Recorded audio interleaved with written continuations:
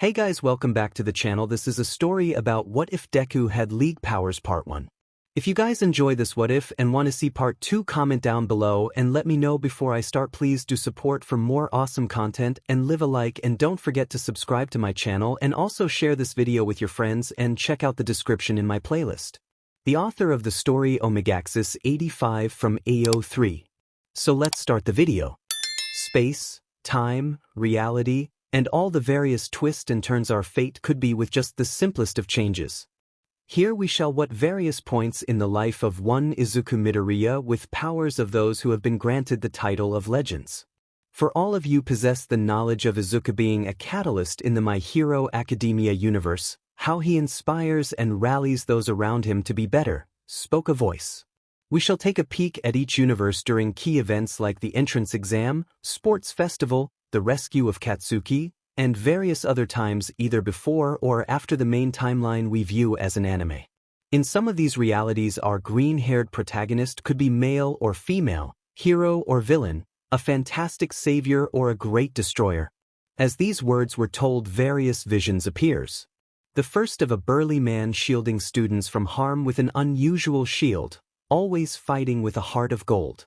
The second of a figure illuminated by a sickly green glow, his only companion a ghostly lantern and chain scythe. The third a graceful fighter dancing with her blades that appear to fly in the air around her. The fourth a lone figure, small and green, sits in sorrow surrounded by sand.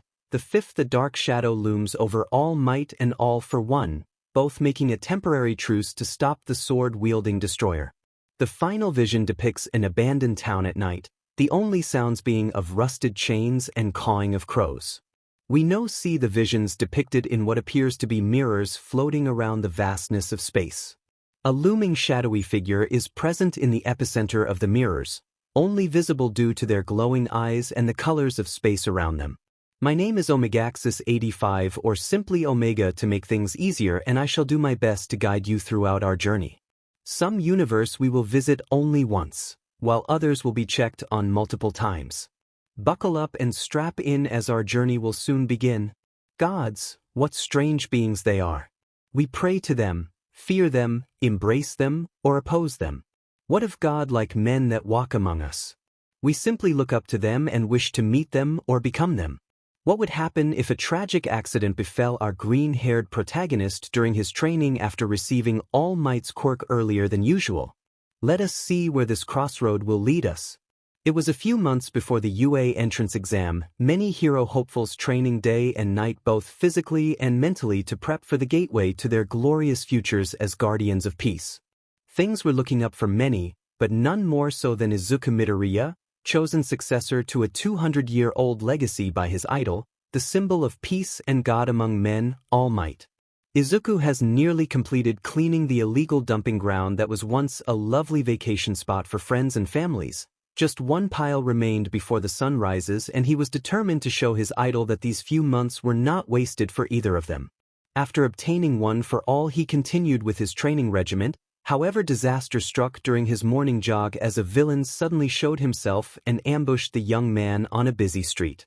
Due to laws in place, Izuku knew that using his quirk was illegal unless in a life-or-death situation. With a little breathing room, he was able to discreetly text All Might and hoped that a hero was nearby. Sadly for Izuku, the villain noticed and turned his fiery gaze onto the boy, sword drawn. Izuku found a trash can lid and pipe, hoping to defend himself if need be since he had no control over his power. It had been a few hours and heroes had finally shown up to find two shocking things. The first was a disembodied arm that witnesses claimed belonged to the villain that a young man was able to remove. Witnesses claimed that the villain didn't bleed from the wound, but was shocked that someone was able to pierce through his armor. The second shocking thing was a green-haired teenager that people mistook for a grown man given his height of 5'9", lying down onto the ground with a grievous wound on his chest. Paramedics rushed to the boy desperately clinging to life, but what no one noticed was a skeletal-like man with long blonde hair shaking his head in disappointment.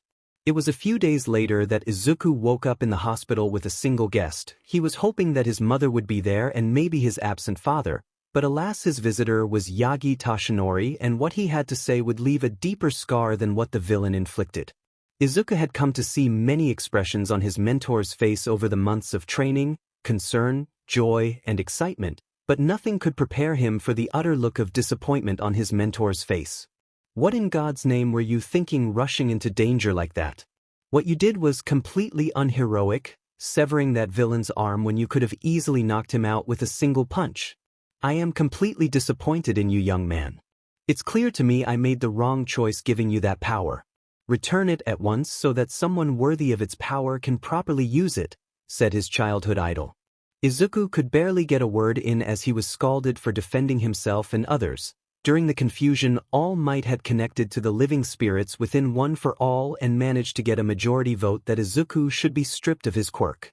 After All Might left the broken boy, he failed to see the fire in his eyes blaze forth like a raging inferno and a deep scowl on his face. What neither Izuku or All Might knew was that One for All had awakened something powerful within the boy, something that would only show itself once the boy knew power, only for it to be stripped away unfairly by the living god of this world. It was the day of the entrance exam and Izuku stood in front of the massive gates, shield and lance ready and registered for his exam. Izuku was slightly furious and saddened to see his former brother in arms, Katsuki Bakugo, among the crowd. After All Might left, he decided that a stronger person was needed to inherit his quirk and chose him to carry his legacy. Due to this, Katsuki became even more prideful, believing nothing could stop him. With everyone in the auditorium, people kept glancing at Izuku and the weapons he carried, some in fear while others in awe at the imposing figure of the living Spartan warrior before them. The explanation for the physical exam was underway until a voice called out, "Excuse me, why is it that there are 4 robots in the pamphlet, but only 3 are mentioned here? As for you," said Ida Tenya, pointing at Izuku, "why do you have those dangerous weapons with you? If you are trying to intimidate other applicants, I ask that you hand them over to the proper authorities and turn yourself in for having illegal possessions. These items have been registered with the school and allowed to be used during the physical portion of the exam. I also have a legal license to carry said items around in public to defend myself should the need arise. If you have any more issues, boy, I suggest you talk to the principal or present Mike so that they could explain it to you," said Izuku in a no-nonsense tone as if scalding a misbehaving child. The room was plunged into silence as the man before them finished speaking, with many girls gaining love-sick looks towards the imposing man, but none more so than a ginger-haired girl with a ponytail. She knew that the man before her was a hardened warrior with the way he spoke and carried himself. She was a tomboy, but couldn't stop the blush on her face or the quickening of her heartbeat. The silence was broken by Present Mike as he answered the question from earlier and gave the children the school motto as they piled onto the buses to their battle centers with Izuku, Ida, and the ginger-haired girl on the same bus. The exam was underway as applicants destroyed various robots around the fake cities, and few helping those that were injured to safety. As the teachers watched from the viewing room, many were impressed by the green-haired Spartan as he not only destroyed robots with ease, but also how he jumped in front to shield applicants from harm without hesitation. To say All Might was shocked that his failed successor was taking the exam was an understatement. He was furious that he even had the nerve to think about being a quirkless hero. He tried to persuade his fellow teachers, but was shut down when Principal Nedzu said that the boy had a quirk that laid dormant until certain criteria were met. With the exam close at hand, the zero-pointer was unleashed to wreak havoc. Midoriya tried to evacuate everyone to safety with help from Tenya, but heard a painful shout from near the zero-pointer. Being halfway across the city, other applicants were worried that the victim would be crushed, but were shocked when the Spartan that helped them all at some point light up and leap at the zero-pointer after throwing his spear atop its head like a soaring comet. He landed on top of it, shield outward to take the blunt of the impact. As he landed, he began to dismantle the mechanical behemoth until it was nothing but scrap, and turned to the one he rescued only to freeze at seeing her. Ginger hair tied in a side ponytail, teal eyes looking into his vibrant green, and a body resembling a trained warrior since birth. There was no doubt in the other's mind that they were staring at the most beautiful/handsome person they had ever met. "Are you all right, little warrior?" "I'm fine, just pinned underneath some rubble. I'm Itsuka Kendo, by the way. I'm Izuku Midoriya, the man that shall prove there are no gods in this world, not even All Might himself," said Izuku as he stared into a camera. All Might felt something only experienced twice in his hero career: fear, once at the lose of his master, the second at All For One, and now he feared the man staring at him through the screen.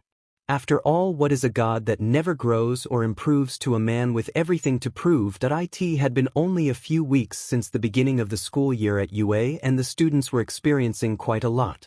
During orientation for the quirk appreciation test, all but one student learned how to be creative with their powers and where they needed to improve. For the battle trials, they learned about restraint, teamwork, and how to plan on the fly, and sadly rescue training was interrupted by an unforeseen attack on school grounds. The student in question was Katsuki Bakugo. With All Might's quirk and his over-inflated ego, he nearly killed his opponents and teammate during the battle trial. If not for Izuku launching them to safety, recklessly attacked villain with no concern for his classmates or teacher during the USJ, and quite frankly his classmates were sick of his attitude problem. Aizawa tried to have the young troublemaker expelled after the battle trials, stating that he was reckless, a loose cannon, and didn't care about anyone except himself.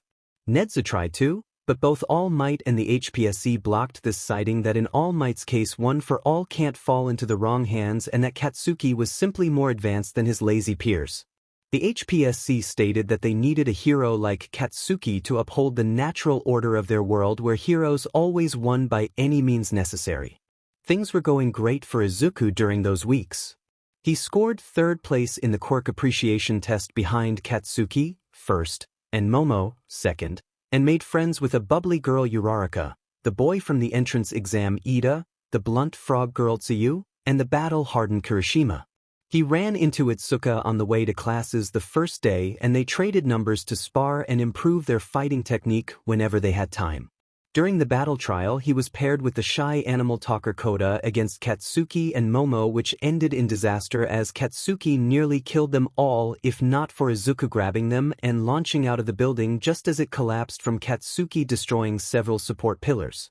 At the USJ, Izuku landed in the center of the plaza with Aizawa and helped him fight off the surrounding villains. Shigaraki took notice of the boy and thought he was All Might disciple and even asked what he thought of him. The answer shocked everyone who heard it.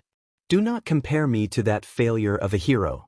He believes that he can do no wrong, win every battle, all while making everyone look at him as if he were a flawless god. He has proven to me that he's no god and that his power is but a mere echo of our own. He did train me for months, but the second I did something he didn't approve of, he abandoned me. What did you do? Asked our crusty-faced villain. I fought a villain in self-defense that would have murdered many innocent people until the heroes arrived. I remember how he plunged his sword into my chest, but I was able to weaken him by severing his arm, all without using my quirk. Today I still get thanked for what I did, but unlike All Might, I know that I am nothing more than a mortal man, as are all of you who stand before me. Just like me, you have struggled with many hardships that this wretched society forces onto you, from discrimination of your appearance to what power you were gifted at the age of 4. What the hell do you know about being discriminated against? You must have some powerful ability to have gotten All Might's attention and to have passed into UA's hero course. Don't talk like you ever experienced being knocked down at every turn just for having a simple dream, cried a random villain in the crowd. I know, because until the day All Might betrayed me I was thought quirkless. For every day over a decade I have been beaten and abused by my classmates and teachers, looked at like a figure made of glass, and told time and time again that my dream of being a hero was pointless. Yet here I stand before you not as a god, but as a man. With these hands I shall save as many as I can, including you. You are just victims of the bias of this society controlled by the Hero Public Safety Commission, victims who deserve a second chance at redemption in a world that will not be ruled by gods, but by the will of the everyday man. The villain, heroes, and students were shocked at what they heard from this young man standing before them. Many villains started to say what led them down the path to villain, whether it was being denied jobs simply because of their quirk to shoot bullets, never got the lessons on how to properly control them, or having so-called villainous quirks or appearance like animals. Many heroes thought this over after hearing these stories and started to wonder if they would ever be in these villains' shoes just because no one gave them a chance, but no one was more shocked than Shigaraki. All his life since being picked up by Sensei, he thought that heroes were what was wrong with society, But this boy changed that with his words. It was never heroes, it was society in general, from the overpowered HPSC to All Might, reinforcing the idea that this society was perfect and should remain the same. The villains, after hearing this, were all about to peacefully surrender until All Might burst through the door and Katsuki launched a deadly explosion at the center of the plaza. The villains acted in self-defense at that time, seeing as the blonde bomber was about to seriously harm or even kill them. Shigaraki even called the Nomu to hold off All Might and ordered Kurogiri to warp everybody out of here. He had just one last thing to say, directed to the boy who opened his eyes. "Hey Green, if there were people like you in the world, maybe I wouldn't have become a villain. It's too late for me to change my ways, but make sure to never lose that unwavering will of yours to save others from themselves." It had been a few days since then and the UA Sports Festival was underway. Izuku managed to place first in the obstacle race by flying through the air like a comet and now was preparing for the second event, usually a team event, but this year was something different. The students were shocked to feel the ground quake underneath their feet, and before their eyes a mountain ascended from the ground. They were told that this event was King of the Mountain and that there were two parts to the event. Part 1 is students get to the halfway point and fight various warriors they were loaned from a nearby hero agency. After defeating them, they would face off against the Radiant Dawn hero Helios in one-on-one combat. If they interfered with each other's fight, they would be disqualified from the festival. The second part was reaching the top, and only the first 4 to reach it and push the button would move on to the final event. Many started to use their quirks to make quick work of the first half, except for Izuku, who decided to climb the mountain with his bare hands. Many had reached the halfway point only to be defeated by the sidekicks, with only Todoroki and Itsuka being able to defeat the Radiant Dawn. Izuku had finally made it and shocked the audience when he planted his spear into the ground facing the sidekicks with only his fist and shield. He proceeded to demolish them, impressing not just the audience, but also those watching from home. Shigaraki was pleased to see him fight those heroes without using some flashy power. Inko was cheering her baby boy on, and Helios was itching to fight a worthy warrior. You didn't need a quirk to win a fight. After Izuku defeated the last one, Helios descended from the sky, only to be blocked by Izuku's shield, and fight him sword against lance as Izuku was slowly losing ground, but never surrendered. The two combatants clashed with warrior spirits that burned like the raging sun, only to be interrupted by Katsuki doing a howitzer impact at full force and sent falling over the edge. As Katsuki laughed in triumph at his victory, the audience looked to the crater to witness a horrible sight. Izuku with his helmet, shield, and spear scattered onto the ground, and the pro-hero Helios dead by his own sword impaled into his chest. The people at home were outraged by the boy's action causing a hero's death, but the commission was overjoyed seeing as Helios tried to work with the Prime Minister to limit their power. Katsuki thought he had won at finally crushing Izuku, only to watch as Izuku picked himself up, spear and shield nearby, and as he placed the helmet onto his head witnessed fire surround his very being. His helmet, now with an ever-burning ponytail of fire and eyes, once green now a fiery orange, locked onto his person, jumped with all his might to reach the top, but not before offering a small prayer to the fallen hero. The commission covered for Katsuki, so he was never punished for his actions and could move on to the final round. Instead of a tournament, the final round was a battle royal where the last one standing wins. The battle was long and hard, but near the end Izuku, Itsuka, and Todoroki worked together to defeat Bakugo, with Itsuka and Izuku attacking him close range to keep him boxed in, and Todoroki, after being encouraged by Izuku, used his fire to help launch Bakugo out of the ring. Todoroki forfeited after Izuku and Itsuka proved a dangerous combination with their tag teaming by constantly breaking his ice walls and never giving him time to use his fire. Izuku and Itsuka engaged in hand-to-hand combat to get the other to submit, but it ended with Izuku pining down Itsuka in a way that would leave her hands useless, so she forfeited. After the cheers, they noticed the position they were in and quickly separated with glowing blushes on their cheeks. Izuku, being the winner, was told to give a speech, hopefully better than Katsuki's "I'm gonna win. You extras are nothing compared to my godlike power" opening speech. Today we have seen the achievements of mankind's future generation, but being a hero is not about overwhelming power or always winning. Being a hero is about helping others, like the late Radiant Dawn hero Helios, who opened a villain reform program to help give those a second chance when they needed it. I urge you, as people look at society, and ask yourselves, is this a society to be proud of? What can I do to help make it better? My answer is to help provide warm meals for the hungry, donate to the less fortunate, and reach out to help a lost child find their parents if they are ever separated from each other. Heroism is more than just punching criminals like some barbarian. It's the actions you do every day to help others, expecting nothing in return for your good deeds. The entirety of Japan was silent listening to the young man's speech. The villains of Japan were shocked to hear that there was someone willing to give them a second chance at being something other than the bane of hero society.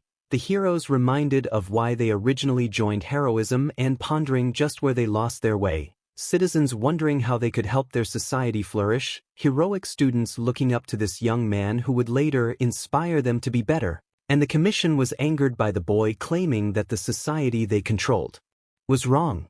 Shigaraki heard the speech and was glad that the boy still retained his values despite winning a widely renowned event. Stain was impressed with the young boy and called him a true hero that would surpass even All Might.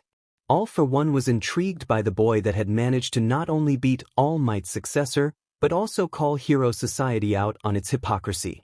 Inko shed tears of joy for her baby boy winning the festival. All Might was furious that he would dare say the society he supported wasn't good enough, unaware of One for All stirring inside himself and Katsuki.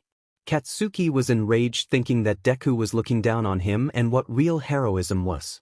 The world didn't know that soon the time of heroes would be over within just a few months' time, and instead it would be the time for mankind to choose a better, more honest path.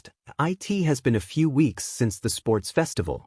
Izuku remained humble and didn't brag about winning first place like a certain explosive Pomeranian. Many things had changed since Izuku's speech, such as more people going out to provide community service, those with quirks that required certain dietary needs like excess fat, sugar, or blood were given their respective substances to help them regain their sanity, and finally society was taking a look at itself and realizing that things are not as peaceful as they thought. Many villains checked into rehabilitation programs, hoping for a second chance. Even Shigaraki started his own support group for those that were mistreated by society and never offered a helping hand like him, with Twice, Toga, Magna, and Spinner being his main members. Spinner talked about how he was inspired by the speech and wished to become an officer of the law and help them take down the Creature Rejection Clan. Toga was slowly regaining her sanity with the blood provided for her and asked if it were possible for her to get a job as Vlad King's sidekick as a form of parole.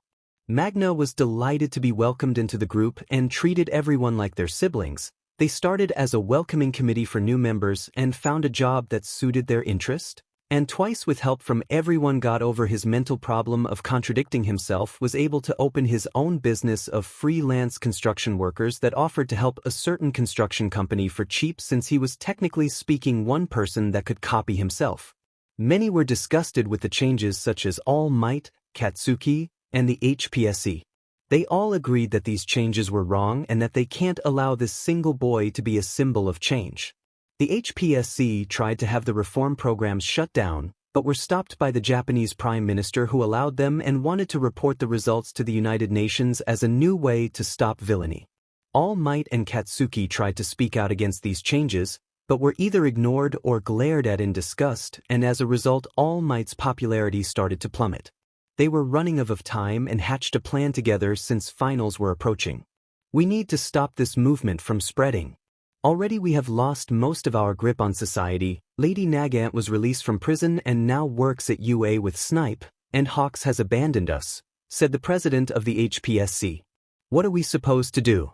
My popularity has plummeted. Night Eye looked into the future, stating that this movement will make society even better for everyone. David won't help either. After Melissa asked me if she could be a hero like Izuku, and I responded no, since she didn't have a quirk. And Gran Torino threatened that if I try to do any more he'll ambush me to remind me of my origins, said All Might. Damn it. Would you morons shut up? If you want this movement to stop, then just kick the ass of the man that started it all, yelled Katsuki. That might work. 𝗧𝗪 told me that the final exam is teachers versus students, with you and Izuku fighting me. If we work together we can easily crush him and his ideals. What about the rest of Japan? They no longer believe your word alone since you started bad-mouthing the reform programs. That's simple. We can arrange for all the finals to be shown as a live event to show off the next generation of heroes. The whole world will be glued to their screens to see how their symbol of change matches up. The following week was stressful for the heroes in training both physically and mentally. Thankfully, all students passed the written portion. Now all that remained was the physical portion. Class 1A and 1B were to work in groups of 4 to fight 2 pros. Izuku was paired with Katsuki, Itsuka, and 𝗧𝗪𝗪𝗪 against All Might and a special secret opponent. The plan of the commission was that at the beginning of the test Katsuki would work with All Might and the mystery opponent to completely destroy Izuku. Everyone was glued to their screens to see how Izuku and his group would fare against the symbol of the current era. This single battle would determine if the world would remain under the control of the HPSC or if they no longer needed heroes to solve all their problems. Once the team arrived, they only saw All Might and Katsuki walked right up to him. The team wasn't surprised since Katsuki hated Izuku and the changes he brought about with his speech. Another thing they noticed was the weight bracelet that All Might was wearing wasn't shining in the rays of the sun like metal should. Alright you zygotes, are you ready for your final exam? Hell yeah we are. Fighting with Izuburo against you is the very definition of manly, said 𝗧𝗪𝗪𝗪. If it means that things will progress for our society as a whole, I will gladly help take you down. After all I gotta stand by Izuku, said Itsuka. Izuku was silent throughout this chatter, focusing on a rapidly growing object from the sky. It was a plane used by the U.S. Air Force, and standing on top was a buff woman dressed with the patriotic colors of her home. She was almost as tall as All Might, but her power could match anybody in the world. This was the #1 hero in America, Star and Stripe, and her quirk New Order was overpowered. She came as a favor to All Might and wanted to test the boy she saw on television. She talked to 𝗫𝗍 beforehand and promised to limit herself to only using New Order 3 times during the exercise and agreed to wearing the weighted bracelet to make it fair. Once she touched down, Itsuka and 𝗧𝗪𝗪𝗪 were shocked to battling the #1 hero in America and the #1 hero of Japan. How do you like that, extras? We got the 2 strongest people in the world here, 3 if you count me. There's no way you can win this, you pathetic Deku. Are you done with your frivolous display of power? It doesn't matter who we fight so long as the world is ready to embrace an era of change, said our hero. You got guts, kid. I respect that and love that speech. There's no doubt in my mind that you'll be a symbol of inspiration for many, spoke Star and Stripe. Enough with the pointless chatter. Just start the match so I can kill these extras and remind Deku of his place, replied an annoyed Katsuki. Alright then. New Order All Might will be weighted down during the final exam, spoke Star and Stripe. Bait, what are you doing? Leveling the playing field from your clear cheating and dishonor. I looked up to you when you saved me and trained myself to be a hero you would be proud of. I don't see the man I idolized growing up. All I see is a dishonest shell of what you once were. By the way, that counts as one of my 3 uses of New Order during the exam. With that, the battle was underway. It was decided that Katsuki would be first since his quirk would only get stronger as the battle raged on. It took effort because every time that got close to knocking Katsuki out by wrapping the cuffs around him, All Might would save him at the last moment. Star and Stripe used another part of New Order to make herself stronger to match the teamwork of Izuku and the others. After Katsuki was finally knocked out and eliminated from the match, the group turned to All Might. 𝗧𝗪𝗪𝗪 charged in like a raging bull, which All Might caught and threw towards Izuku and Itsuka, only for Itsuka to catch 𝗧𝗪𝗪𝗪, Izuku to stun him with a shield bash aimed at his head, and for Itsuka to throw a steel ball home run at him with 𝗧𝗪𝗪𝗪 being the ball. They managed to place the cuffs on him and turned their attention to Star and Stripe. New Order. Izuku Midoriya, Itsuka Kendo and 𝗧𝗪𝗪𝗪𝗪 are unable to move. With the order proclaimed, Itsuka and 𝗧𝗪𝗪𝗪 were unable to move, but to her shock Izuku was able to charge at her. Izuku struck out with his spear multiple times to keep Star and Stripe at bay until he could follow up with a shield bash to the head, sweep her legs out from under her, and pierce her to the ground with his spear stuck in her shoulder. With that, Izuku and his Group passed their final except for Katsuki, who failed. Star and Stripe accepted her defeat with pride and said she looked forward to working with them sometime in the future. All for One was terrified of the boy and considering turning himself in. If he could defeat Star and Stripe, All Might, and All Might's successor, what chance did he have? Inko and the Bakugo family celebrated at Izuku's victory along with the entire world as a sign that a new age was approaching. Shigaraki, his support group members, Kurohige, and Stain were cheering for the real hero and the first step toward a better society. I got to know Izuku. How were you unaffected by New Order? I know I said your name. I carry many things with me. I carry my regrets to the grave along with my name, but in battle we are reborn. So in battle you identify as someone else. That's why New Order didn't work on you. What do you call yourself? I am known as Pantheon, the Unbreakable Spear. Many years had passed since that day. Some people still became pro-heroes, but they were now in it for the sake of doing the right thing and no longer motivated by money or popularity.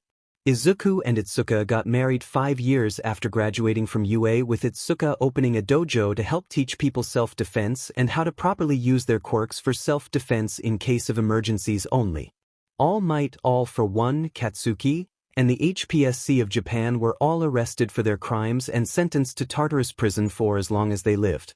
Izuku lived to become the symbol of the new society, but when people called him that, he responded that he was not a god or some symbol. He stated that he was just a simple man doing what he loved.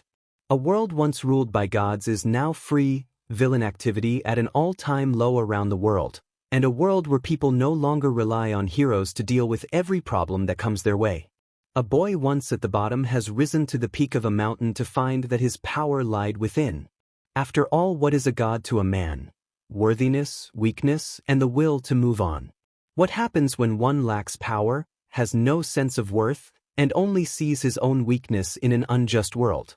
This story is of a broken man that will soon become judge, jury, and executioner, but not without losing much in the exchange. We open up in Tartarus prison in a single cell. Within lies a single individual with unkempt green hair, dull emerald eyes, and a body covered in various scars. This man was Izuku Midoriya, and it had been 5 months since his imprisonment after interfering with the sludge villain incident. All Might saved him and Katsuki only to praise Katsuki for his heroic action and for some reason blamed the property destruction on Izuku. You see, in this world quirkless people have no rights. They can't own homes, get jobs, or have fair trials. If a quirkless individual interferes with a hero's job, even indirectly, they will be sentenced to the maximum security prison where they will be punished accordingly with no safety from anyone. Look alive, traitorous scum. It's time for your daily interrogation, spoke a nameless guard. Not a traitor, weakly spoke Izuku. Really? Your former classmate showed us all those quirk analysis books. Why else would you need all that information unless you wanted to sell it to villains?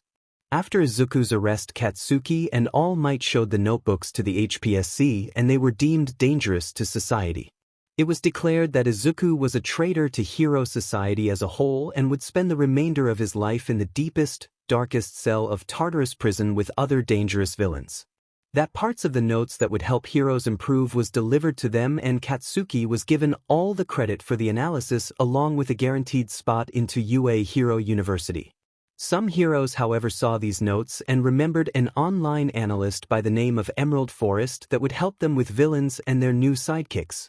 They investigated and learned that Izuku had been the one to write the analysis and secretly sent money to his grieving mother, along with investigating Katsuki Bakugo, and learned about his behavioral problems and villainous nature in the classroom.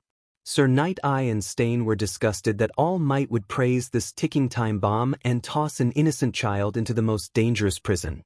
In this prison, quirks mattered not if you were a prisoner. Knowledge was the most powerful, and regrettably for the guards, the boy they had in their custody was one of the most observant people in the world.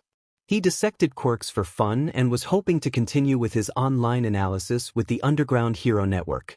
He already memorized the guards, their quirks, schedules, and what villain would be best to defeat them with which machines.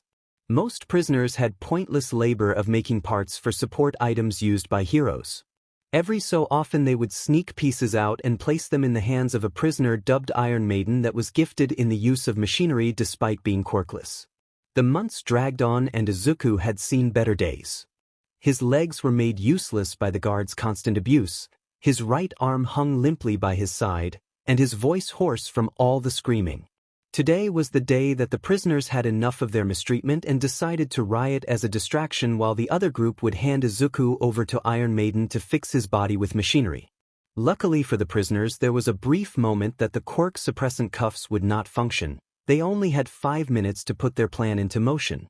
The cuffs only stopped functioning during a random update and heroes were let in with Eraserhead as backup to prevent any escapes.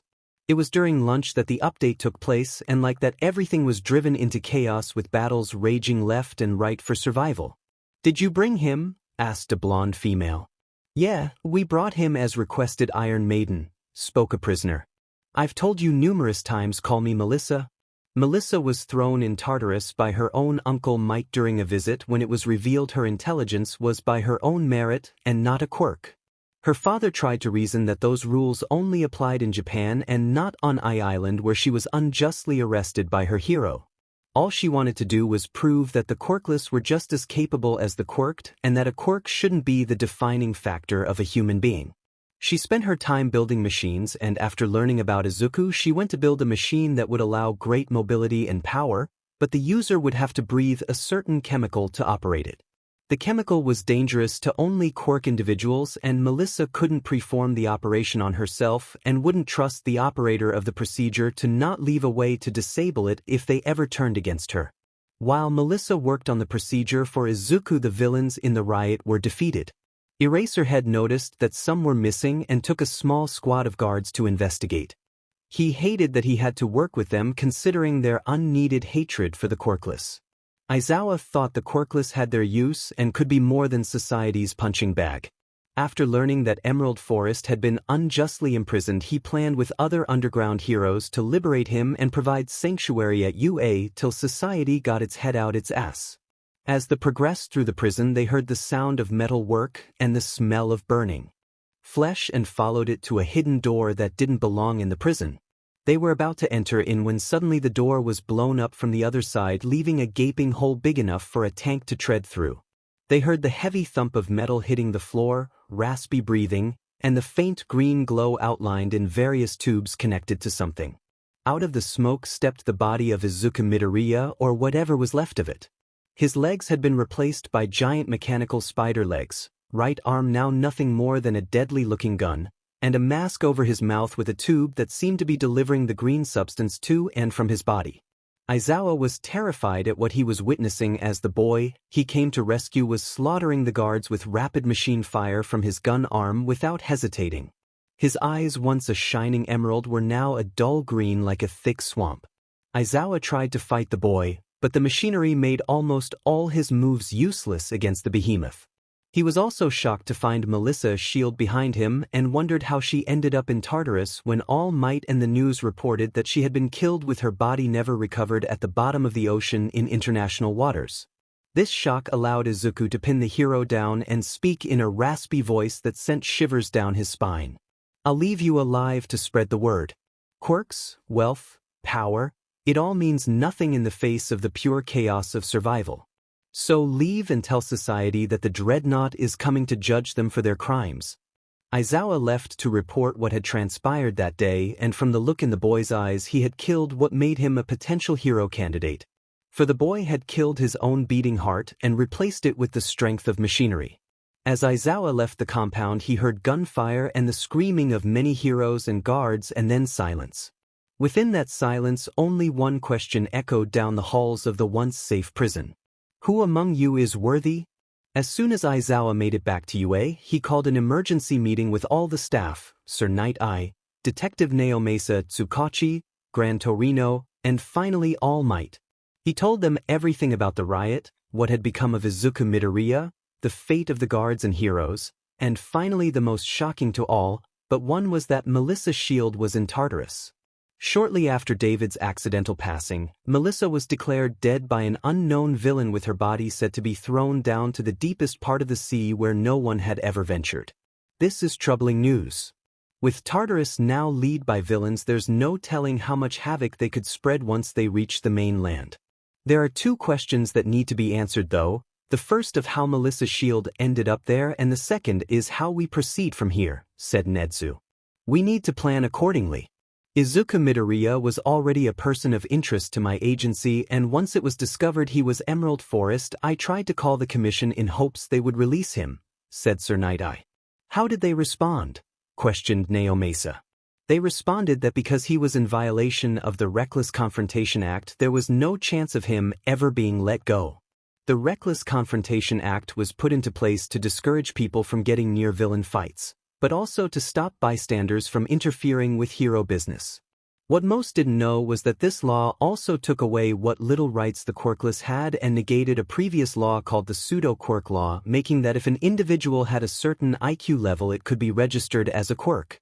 Melissa had taken the test for the pseudo-quirk, but the law was passed while she took the exam, meaning that had failed before she even finished, and those that took the test would be arrested. Melissa would however be safe so long as she stayed on Island, in international water, and in her father's custody, since the law was only legal in Japan thanks to the HPSC misusing its power to have the law passed. All Might remembers that day since he wished to visit his old friend and college roommate, David Shield. Tashinori, good to see you again. It's good to see again, David. I was wondering something, if it wouldn't be too much to ask. What is it? I was wondering if it would be okay for me to have custody of Melissa during her time at UA, since the board won't allow you to leave the island. Tashinori, there's a reason I named you her godfather should anything happen to me, but I'm afraid my answer is no. I can't have Melissa go to Japan with that ridiculous law in place. Until that law is gone, she could go to school anywhere else in the world, preferably with her mother watching over her. I know I helped the commission pass that law to keep the people of Japan safe. How could you allow that law to pass? Because of that, Melissa can't get her pseudo-quirk license, nor can she go to UA, which was her dream school, to get her support license. David, you are overreacting. These laws were passed to help protect the people. So what if quirkless people lose their rights, or the pseudo-quirk exam is no longer valid? From now on, only true powerful heroes will save the day. What happened to you? You always spoke about truth and justice for everybody, strong or weak, and now you help pass this parchment of discrimination that harms your own goddaughter. I'm sorry, Tashinori, but please never return to Island or contact me or Melissa ever again. As David spoke and faced away, he didn't react in time when Tashinori wrapped his arm around his neck in a forceful grip. David tried to speak and reason with his old friend, but All Might had twisted his neck. He thought he was alone until he heard a small gasp. Melissa saw the whole thing along with the security cameras, but All Might was quick to knock her out and use David's credentials to erase the footage of what transpired.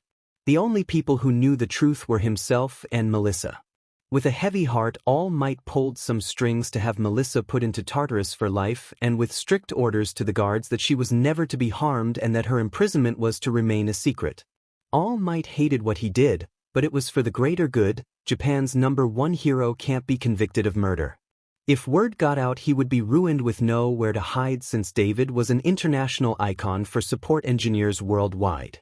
All Might didn't regret what he did to Izuku, since he was simply doing his job of upholding the peace. Tashinori was so caught up I thought he failed to notice that the room had turned toward the wall as the projector was showing something horrible that would ruin his image.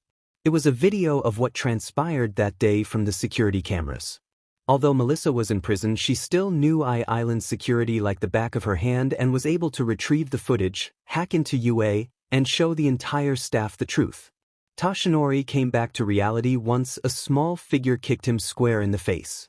You complete buffoon. How could you do that to one of your oldest friends? Nana would be rolling in her grave if she saw you right now, said Gran Torino. How could you do this, All Might? Everybody in Japan looks up to you as a shining example of heroism, but clearly you make the perfect villain, said 𝗧𝗏𝗍𝗂. All Might wanted to defend himself on how what he did was for the greater good and that the footage was taken out of context only for gray binding. Cloth to wrap around him and glowing red eyes glaring into his very soul. Aizawa was beyond pissed at what he witnessed and thought that having this man teach next semester without a supervisor was a terrible idea.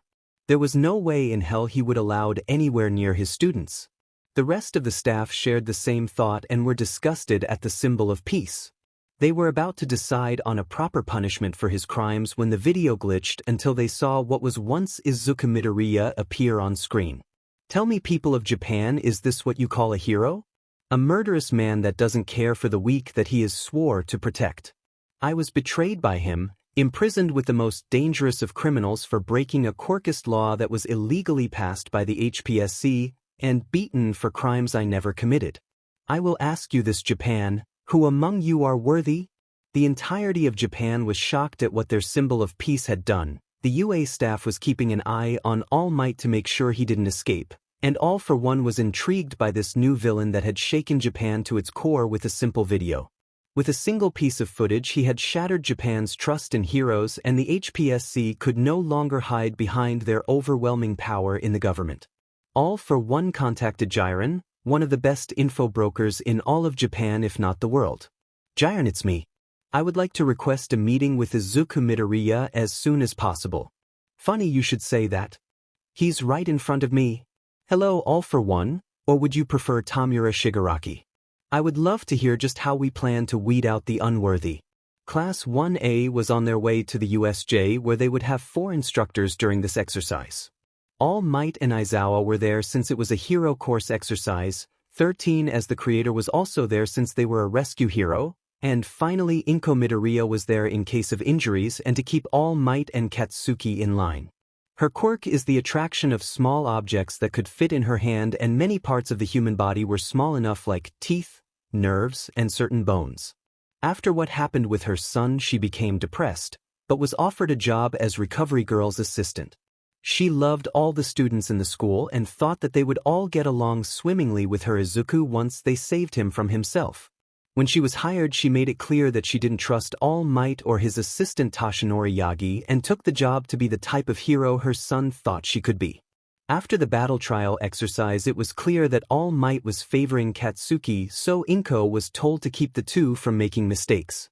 She constantly pointed out All Might's flaw about his favoritism towards Katsuki and how he didn't give the other students praise for their creative thinking on how to use their quirks. All the students and staff loved Izuku as she kept Katsuki from exploding at them and how she would treat them with respect. All Might still feared her because at their first meeting, when he tried to justify his treatment of Izuku, she used her quirk to pull a certain area that left the number hero on his knees. That moment would forever haunt All Might and prove to the teachers that having her on board is the best idea they have ever had. The class finally approached the USJ with their instructors waiting at the entrance. The students were grateful to see that Mrs. Midoriya would be helping them, relieved that 13 would be handling their training, and disgusted with the symbol of peace. Barely anyone in society trusted the number 1 hero after what the video revealed. With David Shield's murder and the treatment both Izuku and Melissa, people began to have doubt in society and asked that the HPSC be stripped of its power since they would cover up for heroes that broke the law. As 13 was telling the students about quirk safety and how their training would go today, a portal opened up near the plaza fountain. Villains began to pour out of the shadowy mist, and what shocked everyone was that Izuku Midoriya, a villain wearing a high-tech suit of armor, and to Aizawa's surprise, numerous villains from Tartarus made up the front line of the invasion, all glaring at All Might with hatred in their eyes. Izuku, I'm so glad you're all right, yelled Izuku as Izuku turned his gaze towards her. Come here so you can get the help you need, stuttered Izuku as a spear pierced her stomach attached to a chain. What shocked everyone, including Katsuki, was that the chain was connected to Izuku. It was silent except for the sound of sawing blades, grinding meat, and Izuku Midoriya's desperate pleas at what her son was doing to her. More than one student barfed at the scene, wondering how Izuku could do that to his own mother. Katsuki was enraged, seeing only a villain that he should have put down a long time ago. Aizawa met Izuku's eyes and saw nothing but cold, empty emeralds that held no hesitation. Even some of the villains flinched at the gruesome sight, but not the high-tech armored one that stood by his side. Do what you will to these frauds in the making, but leave All Might to my second-in-command and the spiky blonde with the grenade gauntlets to me, said Izuku. Kurogiri split the hero hopefuls around the USJ. Aizawa was surrounded by some of the most dangerous villains to ever exist in his generation. 13 was alone against Kurogiri near the entrance, and All Might and Katsuki were dropped near Izuku and his second-in-command. Without wasting time, the armored villain charged at All Might via jets in their boots, and Izuku shot at Katsuki's gauntlets, rendering them useless. Katsuki couldn't help the scowl that appeared on his face directed at the monster before him. "How the hell could you do that to your own mother, you heartless bastard?" "Who the mechanical bitch fighting All Might?" yelled Katsuki.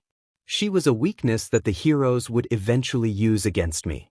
In order to make sure that could never happen, I hardened my heart so that survival is all that matters to me. As for the one fighting All Might, can't you recognize that level of tech?" said Izuku as Katsuki flew towards him. Meanwhile, All Might was face to face with his opponent until he could put Izuku down for good. Despite what everyone thought, he wasn't an idiot. He recognized that tech is something that David would create during his exam to get his support license.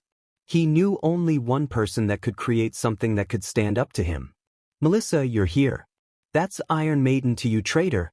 Look, I'm sorry for what I did, but nothing. You killed my dad, locked me up with the most dangerous criminals in the world, and betrayed a boy that looked up to you as much as I used to. You aren't a hero. You're just a villain wearing the mask of one to fool the public. Now that the world knows your true colors, you can never hide from your misdeeds. I am a hero. I was chosen by my master to become the symbol of peace that holds society together and stop it from descending into chaos. Well, Nana Shimura chose wrong. She was as much a fool in that moment as you are parading around like the world hangs on your shoulders." All Might was shocked that Melissa knew the name of his master and tried to explain himself, but every time he opened his mouth it only fueled her hatred for him. Melissa knew about his weak spot, but waited for the signal from Izuku to record and truly break the symbol down to a mere mortal man. Like everyone else. At the end of their battle, All Might was missing numerous teeth, left eye swollen shut, and various bruises marking his exposed skin. Izuku had left Katsuki with various bullet holes, but not enough to kill him yet. 13 had been killed by Kurojirai. Aizawa was slowly being decayed by Tamura Shigaraki thanks to the training Izuku provided, and the Hero Corps students were being dragged towards the center plaza with the absence of Tsuyu Azui, Mineta, Momo, and Jairu. Few had been sent to the fire zone and eventually died of dehydration. Mineta was eaten by the cannibalistic sharks in the flood zone, and Momo and Jairu were occupied in the ruin zone at the mercy of an electrical villain that wanted to have fun with them. Izuku gave the signal for their true plan to start. "People of the world, I am the Dreadnought here with an important video for you all. Witness as the symbol of peace in Japan is revealed as a cowardly mortal man like everyone else." With a nod of his head towards Melissa, she began her treatment of All Might. Revealed his beaten form to the viewers and with no hesitation hit him in his decade-old injury. Smoke clouded the screens, and when they cleared, All Might was revealed in his skinny form, beaten and bruised to look like a walking corpse. "This man is Toshinori Yagi, your symbol of peace. What you didn't know was that All Might was originally like me and Iron Maiden, quirkless. This man has forgotten his roots, lied to all of you, and worst of all made you weak. Mankind nowadays just relies on heroes for everything and forgot the most important rule of living, survival. In the world I lead, there will be no such thing as heroes and villains. There will only be people trying their hardest to survive. The HPSC will no longer be allowed to silence those that disagree with their views, and your quirk will not determine your status in this sham of a society. Let what happens here be forever engraved into your minds about what happens to those that deny the new order." The hero students that still went to UA despite the reveal of All Might's crime were brought before Iron Maiden and Izuku. One by one the students were executed by Izuku as All Might, Katsuki, and the rest of the world were forced to watch. The pleas of the students will forever haunt the viewers, especially the parents that saw their children's deaths as Izuku said they were unworthy. The last student to be executed was Katsuki as Izuku killed him like how he killed Inko earlier. Throughout it all, Toshinori could only watch in horror and anger at what this monster was doing to his students, and finally it was his turn, only for Melissa to step forward. "Melissa, what are you doing?" Melissa spoke not a word as she began to relentlessly beat him into the ground. She punched and punched until all that remained was All Might headless corpse. Aizawa was forced to watch until the decay finally reached his eyes. killing him as his brain was reduced to dust. The villains retreated after a job well done just as the heroes broke down the door to the USJ and located Momo and Jairu in the ruin zone. The two girls only had ripped clothes and each other to cover themselves, their eyes resembling a deer that was about to be run over, and clinging to each other like the other as a lifeline. UA and many hero schools were forced to close their doors unless the dreadnought would judge them for their weakness. Eventually heroes became nothing, but the tales of old with the fearsome dreadnought leading a world where survival was the only rule that mattered. Survival. Truly a rule many cling onto unless they wish to fade away. Sadly, our hero had to kill his very heart to become a fearsome leader of a new world. The quirks that the people were once proud of now became a tool for everyday survival where only the strong and resourceful would thrive with the dreadnought standing on top. Know what your weaknesses are and improve upon them unless you get swallowed whole by darkness and despair. Death, what a frightening concept. Some embrace when their time is up while others run from it out of fear of the unknown. Some die in peace without any regrets surrounded by loved ones while others suffer in solitude and pain. All we know is that the embodiment of death is always by our side watching, waiting to tie the noose around our necks. Life was difficult for Izuku Midoriya, a strange skin complexion that makes him appear gray, no friends or family, and the strange ability to know when and how everyone around the world will die one day. He tried so desperately to make connections with his schoolmates and various foster families, but he was denied at every turn. On top of all that, Izuku was relentlessly bullied by Katsuki Bakugo, and the authorities would never do anything due to Aldra covering for the hero hopeful while painting Izuku in the worst light possible. The school claimed that Izuku was a stalker by knowing every part of everybody's life down to when they were born until the time of their death. Izuku was then barred from applying to UA's general education course since he wanted to use his knowledge to prevent deaths and investigate criminals with the police. Sadly, with UA's doors closed, every other school followed and his future was nothing more than dust in the wind. It was now a dark and stormy night where we find our young hero in the forest. He has been staying there in isolation for months where not even the animals would venture near him. On this night Izuku had finally had enough and while exploring through the forest discovered an axe.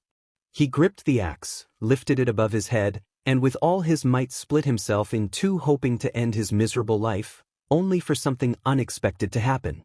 The halves began to take different forms, both solid but wispy in appearance.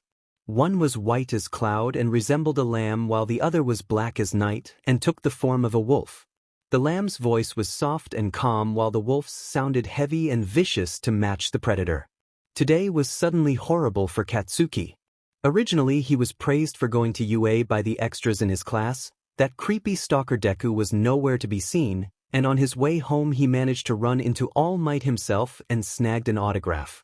The reason for the horrible turn to a wonderful day. Katsuki found himself being suffocated by a living piece of sludge that smelled like sewage. As he was trapped, the heroes tried their best to save the boy with little results when suddenly time seemed to stop and Katsuki took a few deep breaths. It appears you time has little one. Will you accept my arrow? Or will you run only to be caught in my jaws? Before Katsuki stood two creatures that instilled a feeling he thought was above him, fear. He knew by time the meant his death, but being his prideful self proclaimed that he was above them and that death wasn't claiming his soul today. Lamb looked disappointed that their arrow will not be used while Wolf looked ecstatic at the meal that stood before them. Katsuki tried to use his quirk to fly, but before he was high enough Wolf managed to rip his right arm off, leaving him unbalanced. Wolf then used the surrounding to his advantage and launched himself off of rubble to pin the boy down, devoured him like a ravenous animal, and with the job done Lamb and Wolf left the scene. The sludge villain wanted to know where his hostage was along with the heroes only to find his mauled corpse a few feet away. Nobody knows how the young man ended up in such a state, but the villain was eventually apprehended by the authorities.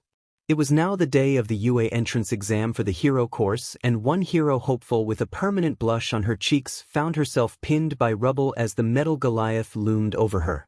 She just wanted to follow her dream of making people happy by being a hero while supporting her family. She saw that nobody was moving to help and with a heavy heart accepted her fate, only for the area around her to turn gray and spot two figures approaching her. Since you have accepted our embrace, I will give you a peaceful death by my arrow. Why couldn't you have been scared like that spicy child from a few months back? Uraraka didn't know what was happening, but she didn't have time as her head was suddenly pierced by an arrow made of light. Her body was crushed by the 0-pointer, but the staff noticed the hole in the head and wondered how it got there. After consulting with each other, they decided to call in Sir Night-Eye to help, and when he looked into Aizawa's future, he was terrified to see two figures approaching him and offering him a choice on his death. As the vision progressed, Night-Eye felt he was being watched, and the entities in the vision suddenly turned toward him. He thought it was a fluke or mere coincidence, only for them to say that his time will come and to not interfere in their work. Night-Eye spoke about what he saw and drew the entities. Soon news spread about Lamb and Wolf. Some thought they were make-believe, a children's fairy tale to scare the masses.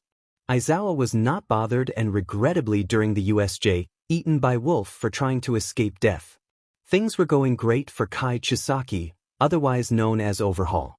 He was about to continue his experiments for his quirk-erasing bullets with the assistance of Eri. 1 second she was right in front of him only to disappear the next. Overhaul would never know that Lamb and Wolf had shown up to grant the girl mercy from her pained existence. Lamb convinced the child that they were a mercy and that Eri would never have to feel pain again. Eri made her way into Wolf's maw, and once she was completely inside, Wolf snapped his jaw closed, careful to make sure none of her blood, hair, or flesh splattered anywhere near Overhaul.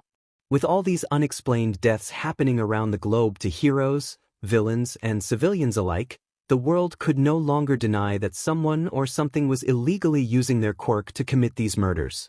Before long, more people started to listen to the tale of the Lamb and the Wolf, not knowing that soon the world would have confirmation on their existence just before the year's end. Burning building, massive fires, devastating explosions, and a trio of augmented corpses the cause of it all. These abominations are 𝗨𝗻s, augmented people or corpses given multiple quirks to become living weapons for all for one, and to kindred they were an abomination to what they represented. The 𝗨𝗻 were the living dead. Although kindred went towards those that were about to die, they couldn't stop the 𝗨𝗻 unless they received grievous injuries that required a regeneration quirk to heal or knocked unconscious. Kindred swore that if the people responsible for this crime against death were to be found, they would receive no mercy. Kindred was busy in this area due to the devastation and massive loss of life. Thousands of people lived in the surrounding area, along with a derailed train with many passengers that a 𝗨𝗻 attacked earlier. We will be busy this night. Due to all this destruction and chaos that the man-child from the USJ loves, Kindred remember the man-child for a single reason, the warp villain next to him. They sensed the soul of a deceased boy no older than them, but could not act. They did make themselves known to Kurogiri during the events of the USJ just before Tamura ordered him to retreat. Flashback. How are still moving? Despite that fact, your time has long ended. Kurogiri turned to see the forms of Kindred and couldn't help the shiver that ran down his spine. Looking into their eyes, he saw nothing but cold logic and vicious storm that promised only death. Kurogiri could feel the original soul of his body shaking in fear at the strange creatures before him. I do not know who you two are, but I must retreat with my ward. Kurogiri tried to enter his portal only to feel a barrier blocking him from entering. The reason Kindred in a sense stops time when they appear before their victim, and since the original portal was created before they arrived, it remained useless. How are you both doing this? Let me leave so that I never have to be in your presence ever again. Although we can't hunt you down due to certain circumstances, know that we will claim your life before the year's end. A chilling sensation swept over the misty villain at the proclamation. With that, Kindred disappeared, but Kurogiri was shaken by the encounter and didn't tell All for One about them out of one simple emotion: fear. Fear of death that no longer applied to him unless he was completely destroyed to his knowledge. All for One eventually learned of Kindred since they visited him once to tell him that they will also be coming for him and whomever is creating the 𝗨𝗻. End of flashback. Kindred, although musing about the past, noted the feeling of a life about to end and entered the labyrinth of alleyways. They found the pro-hero native, hero killer Stain, and finally an armored moron running blindly in rage towards the sword-wielding murderer. Native was accepting of his death, so 𝗵 blessed him with her arrow, and now they stepped towards a paralyzed armored buffoon that thought he could defeat a trained killer with little to no combat experience. "Oh, poor little fool, blinded by rage and grief, would you like my arrow? Or will you resist only to be devoured by my snapping jaws? Why are you going after me instead of that murdering bastard?" yelled Iida. 𝗵 and Wolf responded that it was not the hero killer's time. Eventually Stain, like all beings, will succumb to the ravages of time and die. Once Stain is in critical condition, they will claim his life, but Iida's will end on this night. Ida refused, stating that he was a hero and couldn't die until he delivered justice, only for Kindred to say that what he was doing was not justice, but vengeance. Ida screamed in protest, only to be silenced by the sound of jaws ripping flesh apart. Stain noticed in fear that his sword never met his target and found the shredded remains of the child's armor scattered around. Stain read the reports and heard the rumors around the underworld about Kindred, but didn't believe until just now. He was about to leave until he was ambushed by 𝗕𝗏𝗏, an old man in yellow costume, and many others. The fight was brutal, with a few sidekicks and Manuel dying in the process, but Stain had been critically injured and about to be loaded onto an ambulance, only for time to freeze around him. "Greeting, hero killer Stain, we are here to take your life? Just like the hundreds you have slaughtered in the name of your crusade. I cannot die now. There are many fakes that must be purged to bring forth a better society. Only All Might is worthy to kill me, not some phantom playing judge, jury, and executioner." Stain was stubborn, just like the son of 𝗕𝗏𝗏 whom they killed during the sports festival when he froze himself after constantly using only his ice.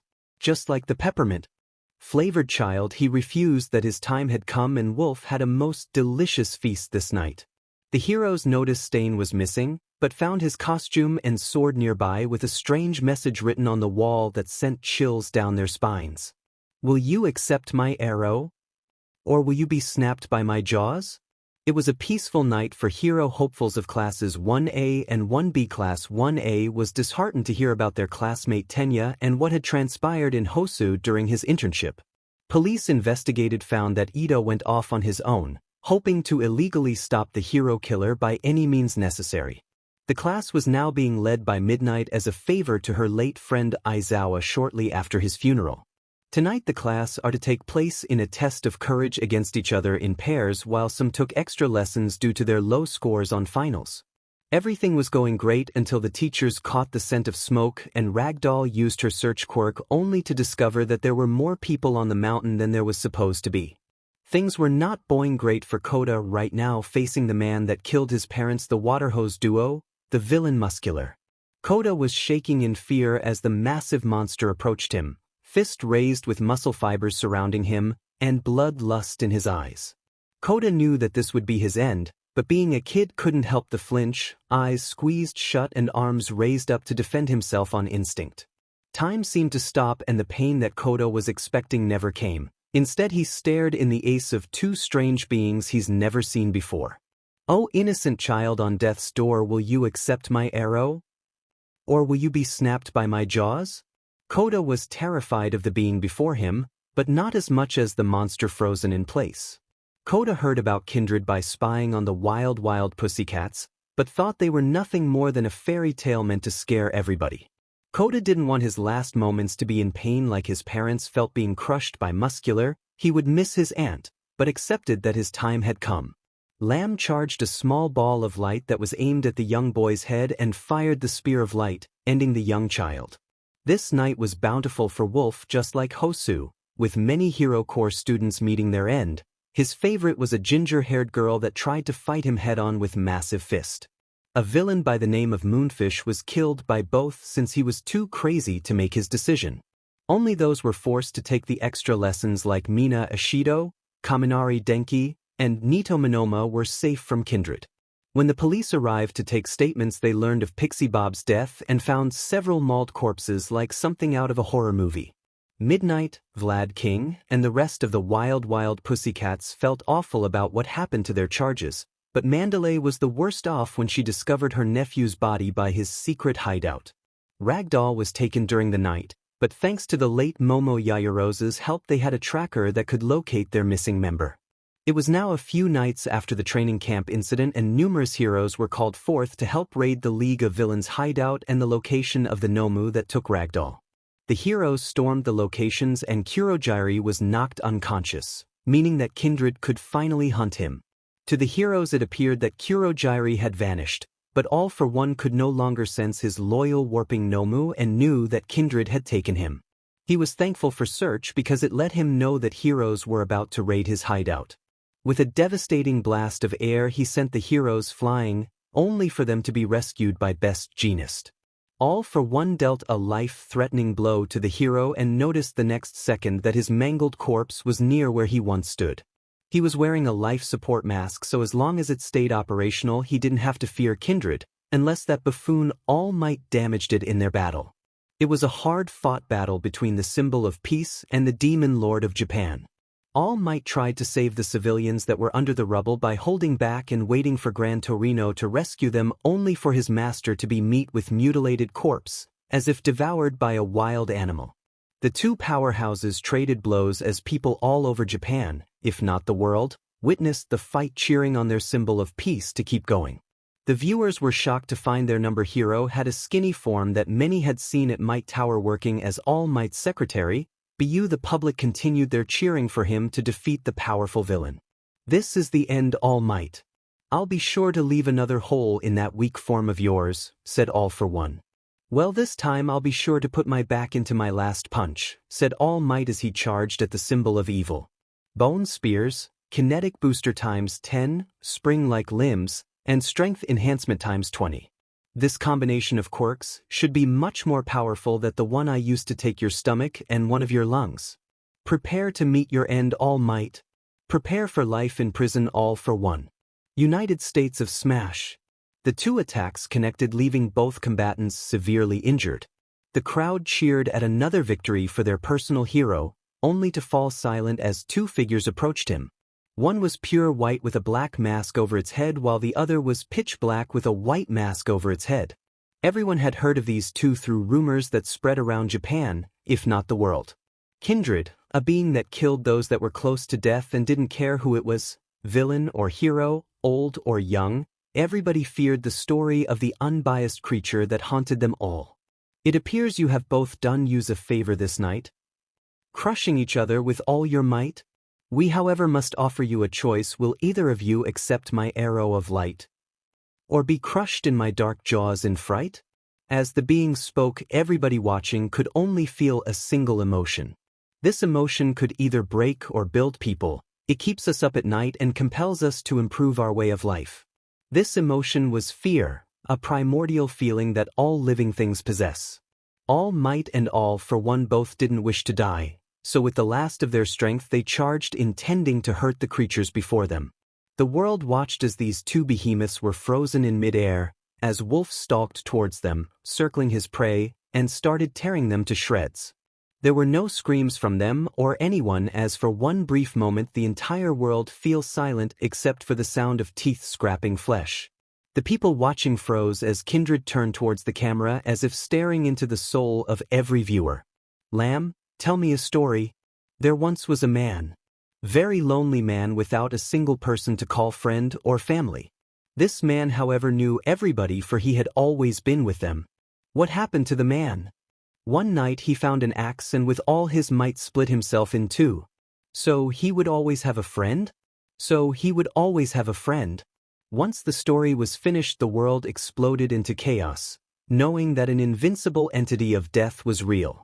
Before long a religion was created around Kindred, where if you accepted death, Lamb would bless you with a mercy killing by her arrow, but if you declined you would be met with wolf's jaws. Many villains and heroes alike retired around the world, not wanting to meet the entity too soon. America even had Star and Stripe herself fight the creature, only for her quirk to have no effect because she felt a third presence helping them escape New Order, but she could never figure out who. At the end of the fight, Kindred had stopped time to take the woman's voice, making her quirk useless. Now everyone in the world knew to fear because Kindred is watching, waiting for their time to claim them. The only question is, will you accept the arrow or will you be crushed by mighty jaws? Death, fear it, accept it, it always ends the same. Sooner or later we all succumb to the ravages of time or fate to meet our end. For death is the one thing that never shows bias towards anybody regardless of age, gender, or religion. All we can do in preparation of death is to simply live our lives to the fullest and at the end have no regrets. Destruction, the other side of creation. They both lay the foundation for one another, coexisting in harmony to keep the universe in balance. The eruption of Mount Vesuvius, although killing an entire island of people later, made the land flourish due to the rich mineral found in its ash. The creation of various weapons later used to lay untold devastation on the battlefield. What happens when a being of pure destruction is placed onto the board? It was a sunny day in 𝗧𝗵𝗲, Japan, with many people going about their peaceful, ordinary lives. This was not the case for Izuku Midoriya, as she was being chased by a vicious group of relentless hunters that hunted her for miles. In her vision they appears as vicious wolves with blood-red eyes, sharp jaws and claws to tear her apart, and a thunderous bark that make the very ground quake. In reality these beasts are Katsuki Bakugo and his lackeys from Aldra Middle School, and they choose to participate in their favorite pastime, hunting the worthless Deku. Izumi, although she would never admit it, hated Katsuki Bakugo. He had one of the strongest and most versatile quirks in their class, but mainly used it to lord over others like a tyrant instead of the hero he always yelled that he would become. After the last bell rang to signify the end of another day of torment for Izumi, she was ambushed at the gate and forced to run for her life, passing streets, alleyways, and homes until she ended up in the forest. This forest held a special memory for her. It was when Katsuki fell off a log and Izumi, being her kind self, offered her hand, worried for her friend, only to be met with hostility. Eventually Izumi found cover from her attackers in a reclusive cave. Ha, ha, ha, ha, I think I'm finally safe, panted Izumi. She looked around the cave and noticed a faint red glow for deep within the cave. As she got closer the glow became brighter and eventually she saw what the source of it was. It was a massive sword that made her feel smaller than normal.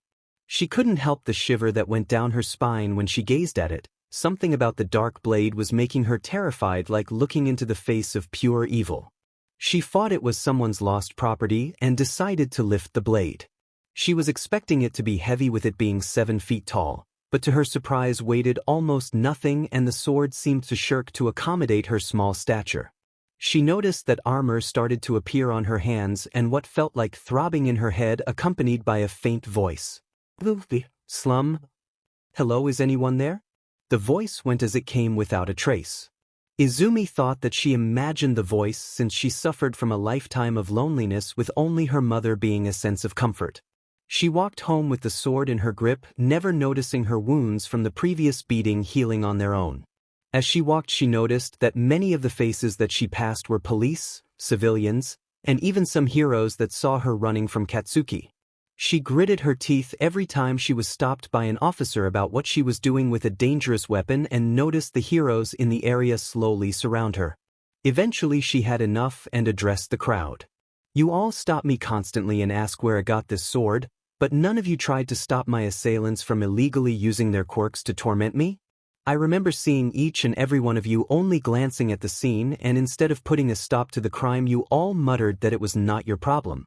I have spent my life being abused by my so-called classmates, and whenever I report them it was brushed under the rug because they are your future heroes. None of you deserve the powers you wield or those dog tags you call license to carry out justice. Now look here, kid. The only reason nobody helped you is because it was nothing more than some light roughhousing.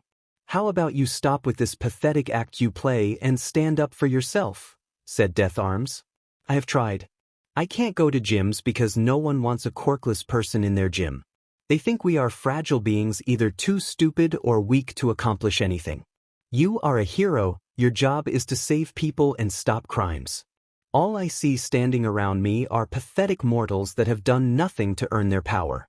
If you wish to embody that career, I suggest that you start acting like one.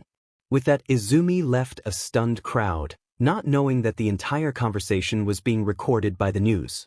The officers and heroes nearby were questioned about why they didn't try and stop the girl from being assaulted by her classmates. A certain detective with a lie detector quirk was called in and was disgusted at the act of his fellow officers for allowing the criminals to get away, all because it was common knowledge that the girl was quirkless.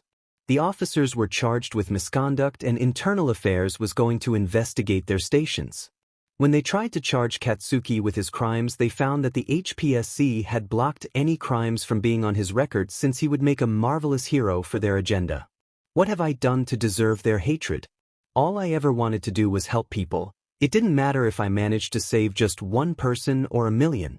So long as I helped save someone, that would have been an accomplishment to me, thought Izumi near her apartment. As Izumi was close by, she unfortunately ran into Katsuki, and he was infuriated at the useless Deku that dared to compete with him. He had his way to her, the palms smoking, hoping to intimidate her, only for her to match his glare and never shy away from it. Katsuki 𝗧𝗍𝗃 puts his hands in his pocket and made his way home, but left Izumi with a single message. Don't even bother trying to grow a sense of self-worth. You always be nothing more than my punching bag while I remain on top as the #1 hero. How dare that criminal? If I had the power, I would sever his hands from his being, make him crawl on the ground, and finally end his pathetic existence. Wait, what? Where did that come from? I may not like the way he's treated me, but that line of thought is something I would never do. Izumi entered her home, hugged her worried mother after coming home so late and after watching the news about what her sweet daughter had gone through.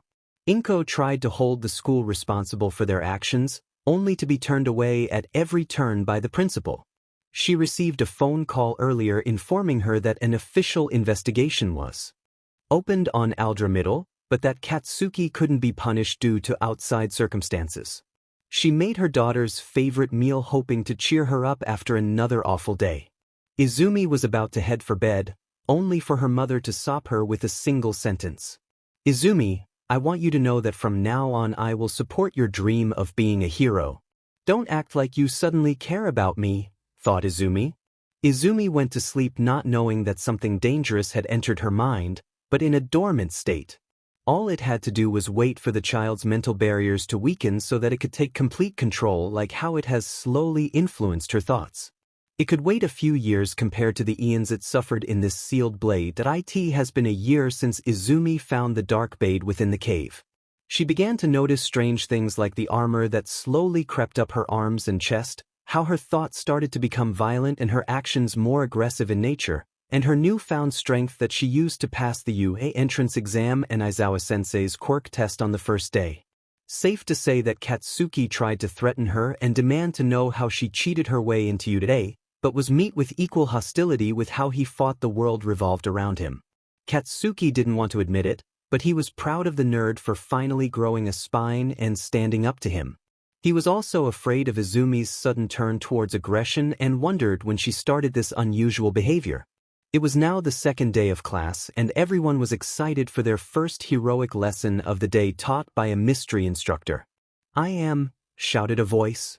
Coming through the door like a normal person, continued the voice, revealing none other than the symbol of peace, all might.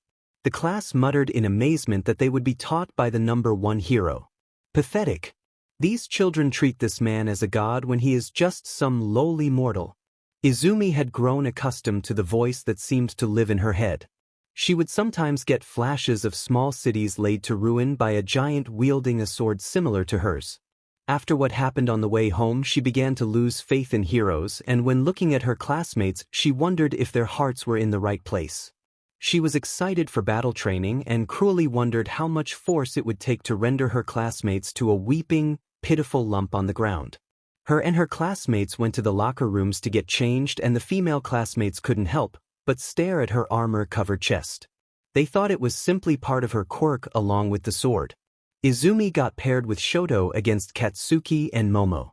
At first, Shoto told her to not even bother with participating since he believed he could win the entire fight by himself.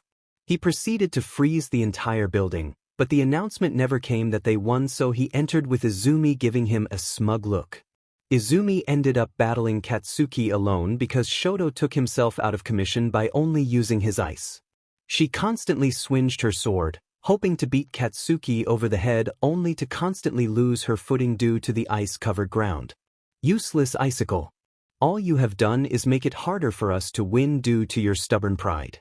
If we were not recorded right now, I would take one of your eyes as a reminder. As Izumi kept trying to get a hit in, Katsuki pulled the pin on his gauntlet, resulting in a massive explosion. The exercise was ended due to the structural integrity of the building being too unstable. The hero team lost and Katsuki was awarded MVP, never scolded for his dangerous attack that destroyed the building in the first place. Izumi, however, was scolded for her reckless actions and behavior during the battle, abandoning her partner despite the fact he left her at the beginning. The next day, Aizawa himself told her that she needed to think of her teammate and stop acting like a child while praising Katsuki for his performance. Izumi's thoughts started to turn darker as time progressed, and the sports festival didn't help matters. Izumi was disqualified for excessive force against Todoroki, while Katsuki got away with blowing up over half the stage and endangering the lives of the spectators. Principal Nedzu had personally met with Izumi to discuss her actions since attending UA and threatened her that if she failed her final exam she would be expelled. Who does this lowly creature think he is? He has no real power, nothing more than a chattering animal that should be locked up in a cage, thought Izumi. Agreed, this lowly incest wouldn't even make an appetizing meal for the most desperate of starving people. Nedzu knew that Izumi was dangerous ever since he watched the entrance exam and spotted the sword in her hands. He had an ancient text in his office that stated the sword was extremely dangerous and under no circumstances should be wielded by anyone. He informed the staff and told them to keep an eye on Izumi. He was saddened to see that one of his students was falling to dark influences, unaware that their treatment of Izumi is what's causing the Darkin to take control. It was now time for their final exam, and although Izumi passed the written exam, she still had the practical portion and hoped she wouldn't be expelled. Listen here, Deku. I don't need you pathetic ass to help beat All Might. Idiot. We need to work together if we are to pass this. I have more riding on this than you with your pitiful pride. Katsuki didn't tell anyone this except Nedzu, but All Might had given him one for all, making his explosions extra dangerous. The added power is the reason for the destruction of the stage and excessive force on his opponents during the sports festival. Katsuki knew he had nothing to lose with All Might, Nedzu, and the HPSC in his corner, but that Izumi had everything to lose, so he wanted to fail on purpose. The battle took a while, but Izumi finally managed to somehow fire chains at All Might, pulling him closer to be hit by her sword. For a brief second, Izumi felt an overwhelming power flow through her being. She felt taller, more powerful, agile, and felt a prickling sensation between her shoulder blades. All Might was on the ground, at her mercy with her sword overhead to sever his body into two. Why are you hesitating? Finish him and ascend to a higher state of being. No, I'll be expelled if I do. From a school that has once again shunned you, discriminated against you for having a villainous quirk, all the while Katsuki, your childhood tormentor, gets away scot-free no matter what he does. I just need a chance to prove myself that I'm not what they believe I am. And when will that chance present itself? So long as they look at you, they will only see a monster deserving nothing more than their hatred. Izumi continued the struggle with the voice in her head as her sword began to shake. With all the force she had, she threw the sword to the ground and grabbed the cuffs from her back. The bell rang with the announcement that Izuku Midoriya and Katsuki Bakugo had passed their exam. Izumi was about to walk away when the sword had suddenly attached itself to her back. She tried to remove it, throw it, and even stab it into the ground with all her might, but the blade had always returned to her as if it had a mind of its own. I'm pleased to see that I will not have to expel you. I hope you continue to grow into a fine hero, said Principal Nedzu. Thank you for giving me this chance to prove myself. Hey Izumi. Sorry for always avoiding you like the plague. It's just you're kind of intimidating with the armor and all, said Uraraka. I'm sorry as well for believing you would be nothing more than a troublemaker, said Momo. I'm also sorry for the way I've been acting towards everyone, but especially towards you Izumi. Can you ever forgive me? Said Todoroki Shoto. Your apologizes are appreciated, but my forgiveness must be earned like any other. I just never had friends before, and this power of mine is something I'm still getting used to. I look forward to getting acquainted with you three over the next couple of years. Izumi made this promise and left with her hopefully new friends, but couldn't shake the feeling that even though she won so much, why does it feel like she lost something in return? She was unaware that the sword on her back glowed brighter than before, keeping a constant rhythm like a heartbeat.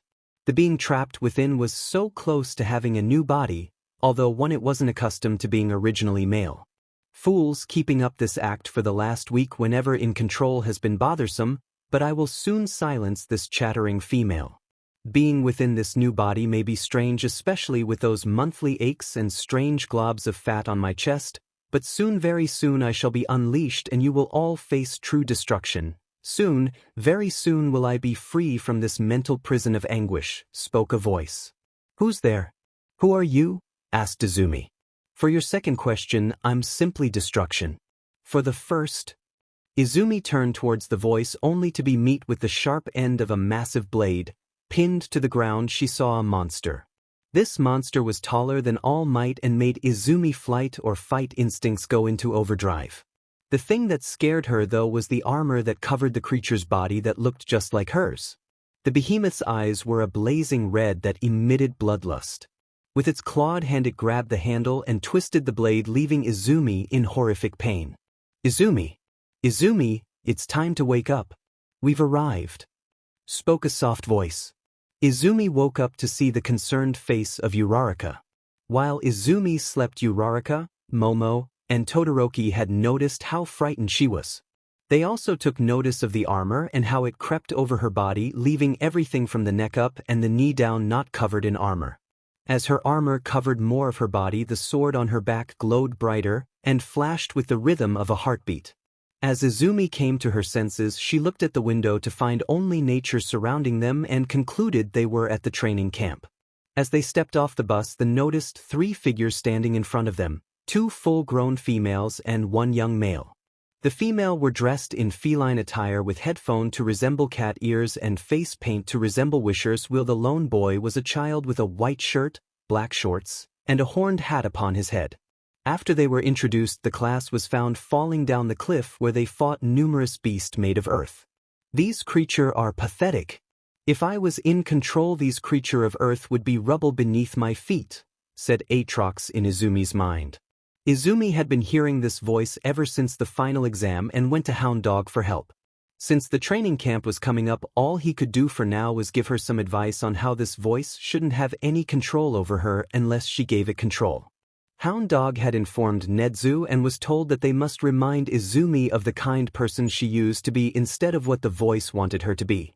Thankfully, Izumi had been feeling better about herself due to finally having friends, which lessened the progress of the metamorphosis and with enough support even reversed the negative effects. The first few days were the students practicing their quirks, with Izumi battling against Tiger of the WWP to get a handle of how to properly use her sword. She received some training during her internship with the ninja hero Edgeshot on how to properly wield a weapon with some tips from Orochimaru. The training helped her fight off the hero killer, but it was her armor and massive strength that won the day, breaking every sword the trained murderer had like a twig. It was now night and the classes were taking part in a test of courage, but villains had discovered their location and locked a surprise attack. Izumi was facing against Muscular to save Kota from being killed and at one point was knocked unconscious. This brief moment of unconsciousness allowed the armor to enclose around Izumi's form, with Aatrox now in control. Muscular was reduced to a sobbing mess on the ground, but before the final blow was struck, Kota ran up to Izumi and managed to help her regain control. Izumi's body from the neck up was the only part of her not covered in the armor. She picked up Kota and made her way back to camp while helping her classmates along the way. Attention everyone. The League of Villains are after Katsuki Bakugo. Retreat to the hot spring lounge at once to regroup. You are also given permission to use your quirks in self-defense only, said Mandalay using her telepathy. Many battles raged in the forest, with Muscular, Moonfish, and Mustard being taken into custody, but the villains were able to take Katsuki Bakugo and many Hero Corps students were now in the hospital. Ragdoll was also taken in the dead of night by the Nomu the League used during the invasion, but Momo had planted a tracker on it. Thanks to her, the heroes were able to find the League's hideout and form 2 teams for a coordinated assault on 2 key points. The students were meant to use this time to rest, but some of them wanted to mount an illegal rescue for their missing classmate. We shouldn't waste our time with this. Katsuki will be fine on his own due to his stubborn pride, said Izumi. How could you say that Katsuki is our friend and yours too, said Kirishima and Uraraka. Friend? Would a friends abuse you, torment you, and call you worthless every day for a decade? Beneath this armor I am riddled with scars and burn marks in the shape of handprints from that menace. The only reason he isn't in prison like the villain he acts like is because of the corrupt government that is said to monitor your precious heroes, but in reality they're only looking out for their own self-interest. Why should I waste my time on some pathetic yipping dog that should have been put down years ago? Her friends were shocked to hear this coming from the girl that had spoken about how heroes are to save everyone, but didn't want to save her childhood friend. Afterwards a smack echoed throughout the hall, Izumi's cheek red, and Uraraka's hand in the air. Uraraka's and everyone's eyes were glaring at her with hatred and disgust. With that her friends left to make a plan to save Katsuki, leaving Izumi alone. How could they still view him as a hero, little alone, a person worth saving, thought Izumi. Hey Izumi, we're going to the movies this weekend, wanna come with? Asked Momo before the training camp.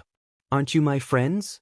Izumi, I want to thank you for saving and listening to my trouble. Maybe someday I can help with yours if you have any, said Todoroki the day after the finals. Why are you going to save my tormentor instead of punish him like the villain he is?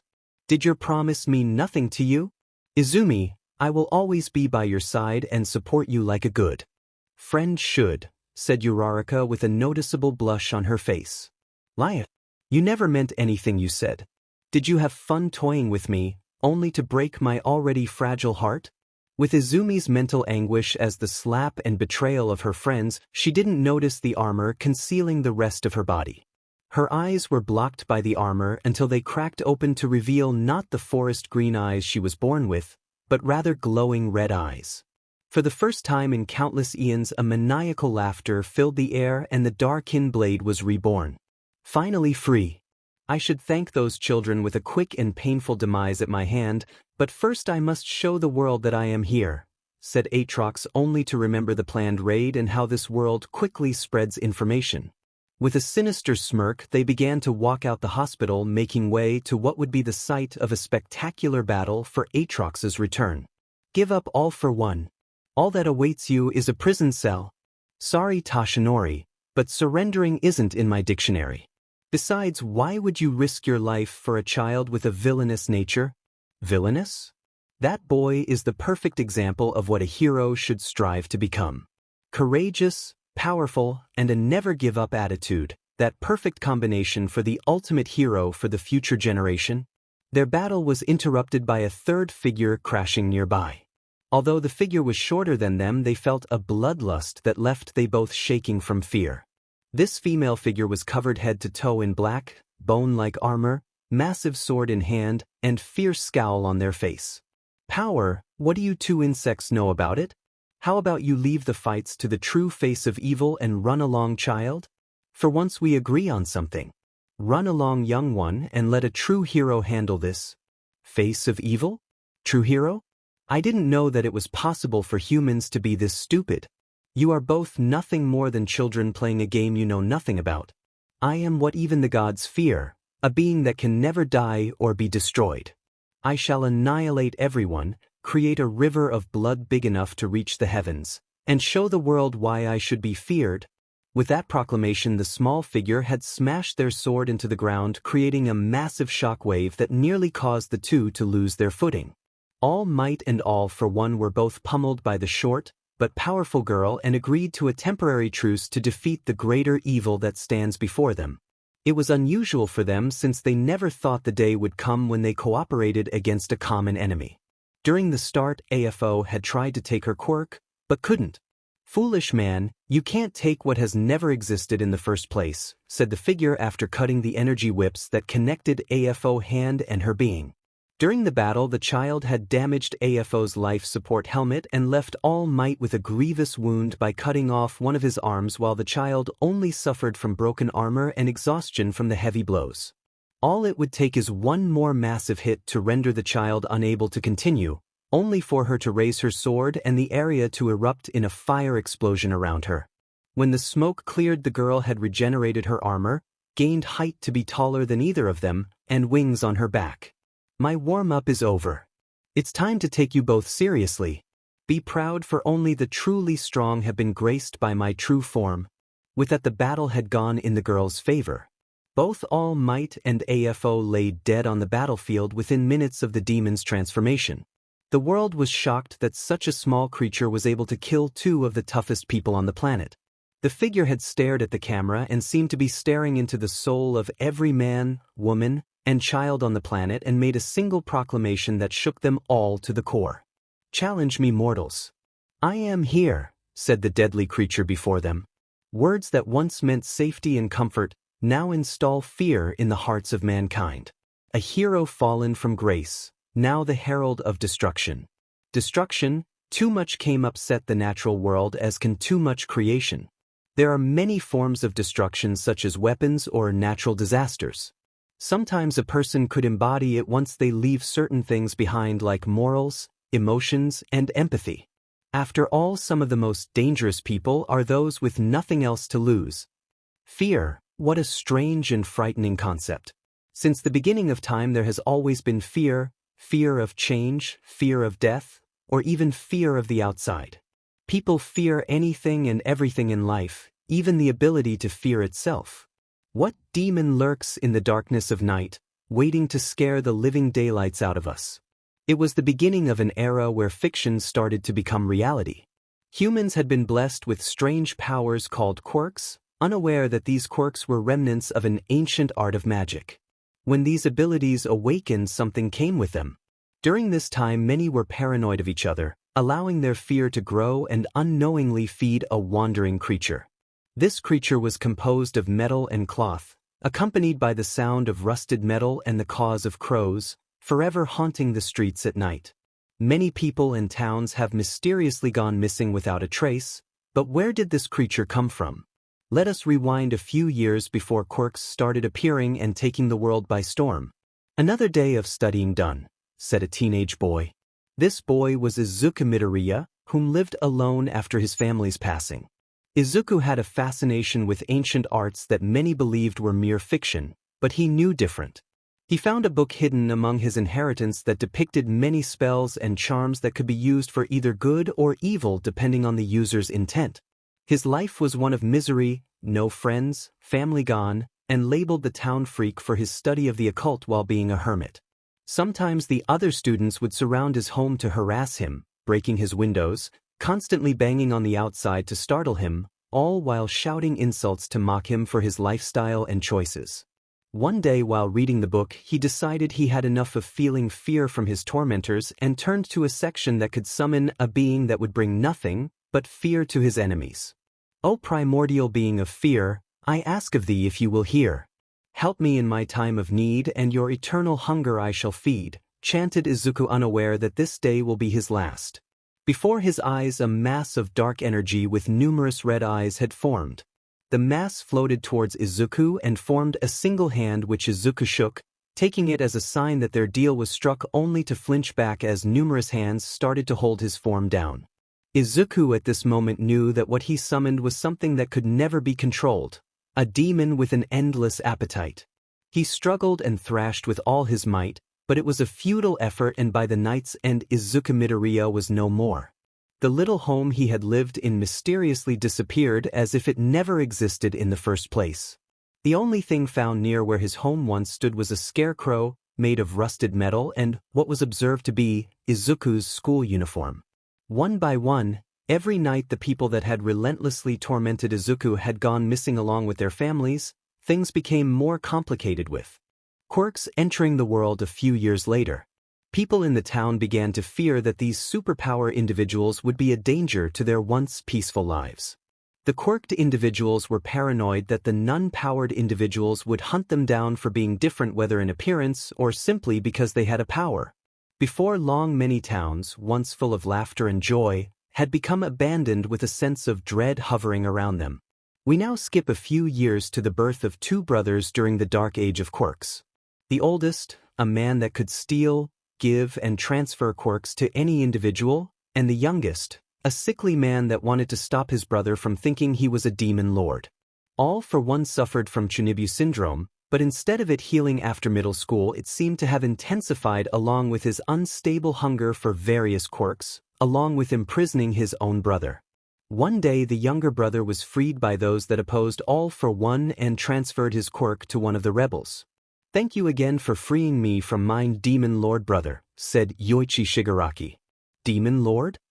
What does he wear all black, pose menacingly in front of the mirror, and all the while plots for world domination like an attention-starved maniac, said the leader of the resistance and second user of One for All. Yes, 𝐎𝐻𝐳 dryly replied. This response with his deadpan facial expression made the rebels break out in laughter at the idea of 𝗓𝗏 acting like a Saturday cartoon villain from some 90s anime. They had made camp for the night until they reached their new safe house in the morning. They were unaware that they were being watched from the shadows by a creature of malice and ill contempt. "What's your plan for once we reach the safe house?" asked 𝐎𝐻𝐳. "Simple, I plan to train our companion over here to inherit your quirk. His ideals line up with ours that 𝗓𝗏 must be stopped," replied the rebel leader. "He's a good match, but does he have the power to best my brother? You've seen how strong he is. Can you really hope to fight him at your current level? You have a point. If this power does grow with every transfer, though, we will have to be smart about who we give this power to and make sure they know the burden they are carrying." "How cute! You think that any of you could ever pose a threat to my magnificent collective quirks," said 𝗓𝗏, shocking the three.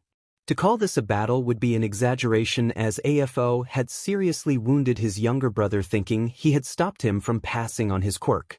The rebel leader and his apprentice had taken the body to give 𝐎𝐻𝐳 a proper burial and to make 𝗓𝗏 believe he stopped the power from growing so it wouldn't present a problem in the future.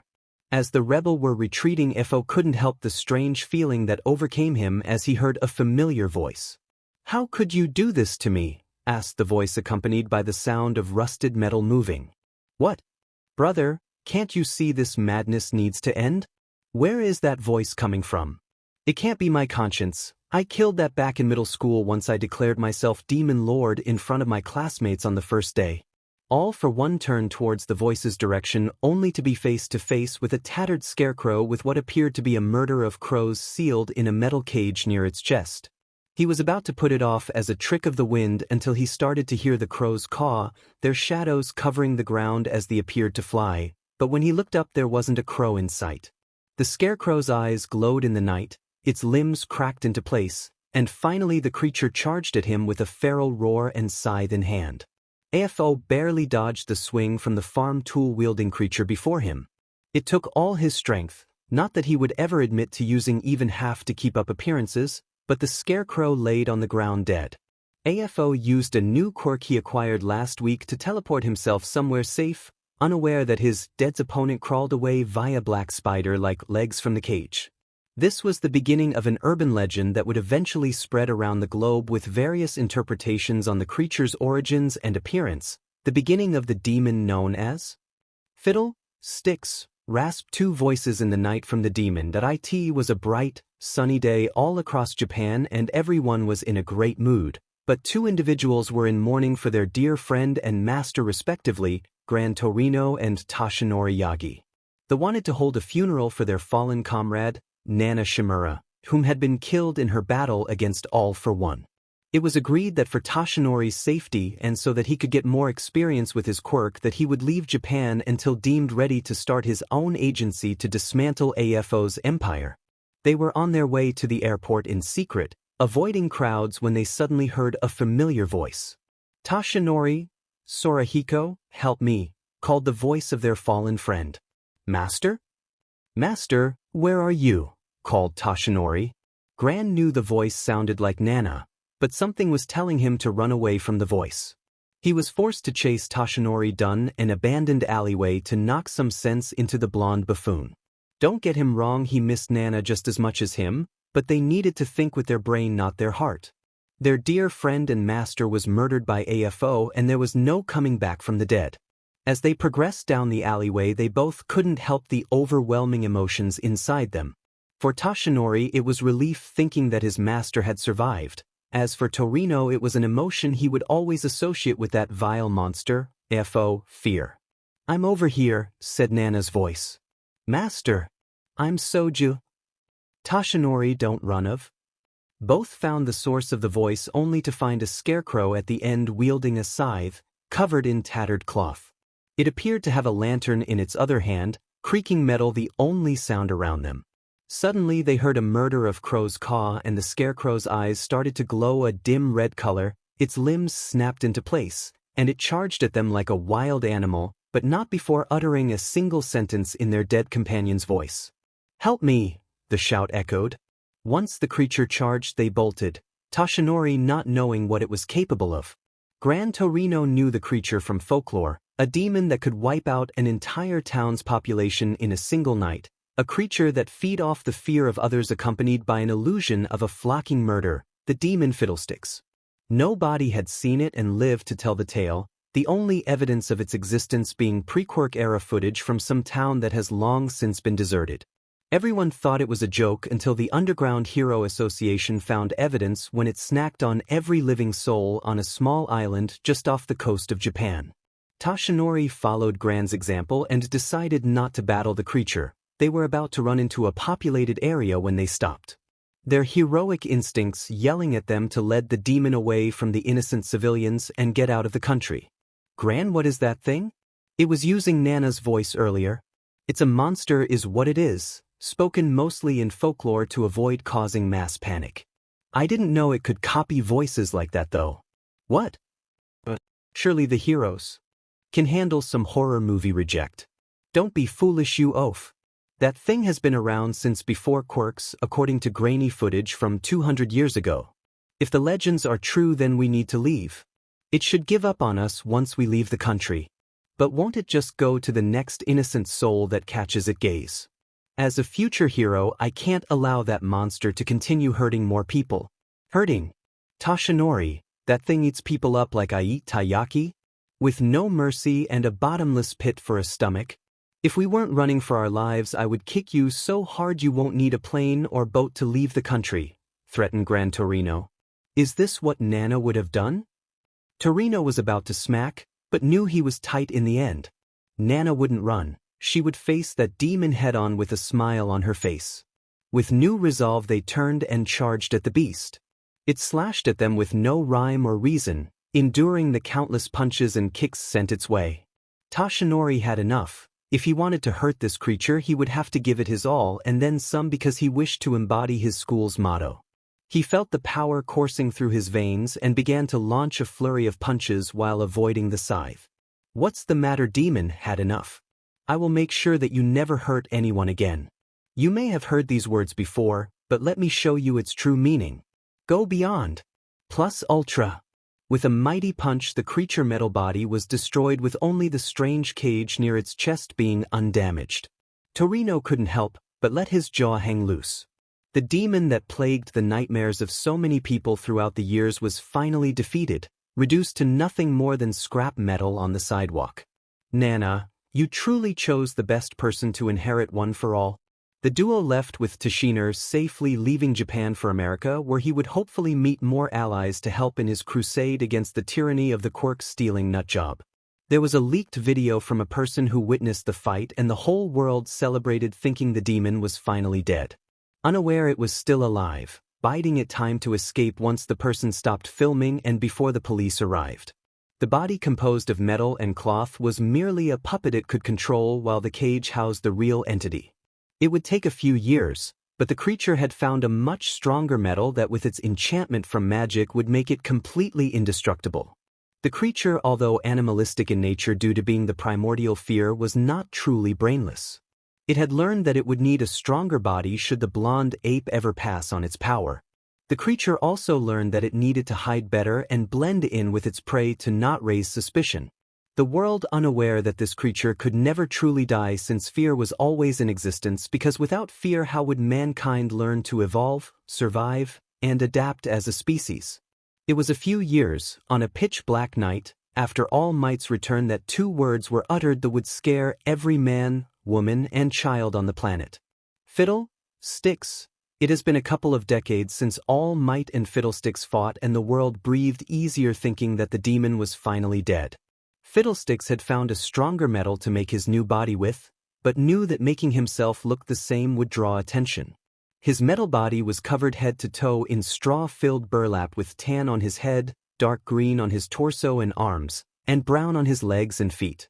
The police questioned him on his appearance and with the voices him mimicked over the centuries told them that he was a hopeful voice actor for an upcoming horror movie and that due to his mutation making him a scarecrow made of straw he commissioned a support company to make him a metal skeleton so that he could still be mobile.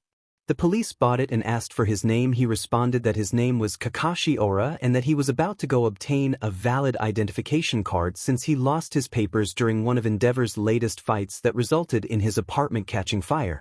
During the UA Sports Festival he had managed to find 2 delicious morsels to snack on, the first hero killer Stain who couldn't slice him with the pathetic butter knife he called a sword while the second was an injured hero coated in silver armor with engines sticking out of his arms.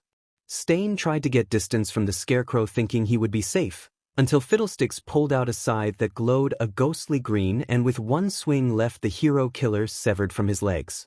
The hero killer desperately held on to his life, which is what Fiddlesticks wanted so that his other prey couldn't move. Tensei tried to move thinking the hero killer quirk would wear off after the serious injury, but with no luck as the ancient horror stalked towards him with a sickening grin. "Damn it. Come on, body, move. I have to bring these criminals to justice for the world, for society, and for my family," cried 𝗔𝗵𝗻 with all his might as the creature stood over him. "Tenya, I'm sorry." When the police arrived after verifying 𝗔𝗵𝗻's last location due to a tracer in his suit, all they found were the hero killer's head nearby along with 𝗔𝗵𝗻's arms. The Ida family was devastated, but Tenya Ida, having faith in his brother, believed that his tracer simply malfunctioned and that he was alive somewhere in the labyrinth of Hosu's back alleys. The police were certain on who the perpetrator was since everyone believed that the man-eater was killed, while Moonfish was still on the loose, so he was their main suspect. It was now the week where hero corps students around Japan, if not the world, would intern under a professional hero to earn experience in the field. Tenya wished that his brother were still around to help guide him on his path to heroics, but chose manual since he could then look for clues to what happened to his brother. The day was going well until Nomus had invaded the city, causing mass panic and destruction. Tenya was called to help evacuate civilians, and as he was on his way he found himself at his brother's last known location. "Tensei," said Tenya with a sorrowful look. "Tenya," said a voice farther in the alleyway. "Brother? Brother, where are you?" "Over here. I can't move. I'm coming over. Just hold on." "Tensei, I'm so glad you alright. There's so much I still wish to learn from you. I wish to learn how to lead a team, to continue the Ida family legacy and improve it, but most of all I wish to continue living with the best big brother I could ask for. Sharing my progress on my classes, the friends I've made, and that you see just how you've helped shape the next generation of heroes." Many scenes played through Tenya's mind, and when he spent time with Tensei, how his brother would give him advice of his quirk, the time he met the sidekicks of the Idaten agency and observed how they worked together, how his brother mentioned meeting a vigilante a few years back that had a generous heart and helped him with an investigation, and finally visions of what could have been when Tensei would congratulate him on getting his promotional hero license, taking over the agency once his brother retired, and being there for the important moments of his life. He came to the source of the voice with arms open wide and a voice filled with relief. "Tens," said Tenya as his legs were severed by a green beam of energy. "Tenya, help me. I'm sorry." Tenya saw the creepy smile and eyes of the creature glow a sickening green, scythe in hand, and heard the distinct caw of crows that shouldn't have been there. Whatever this creature was, it had stole Tensei's voice and terrified him more than the Nomo from the USJ incident. He still remembered the funerals for Mineta Minoru, Tsuyu Azui, and Professor Shoyuta Aizawa that had perished during the attack. The creature loomed over him with a mouth full of sharp metal that resembled teeth. "Oh, please stop.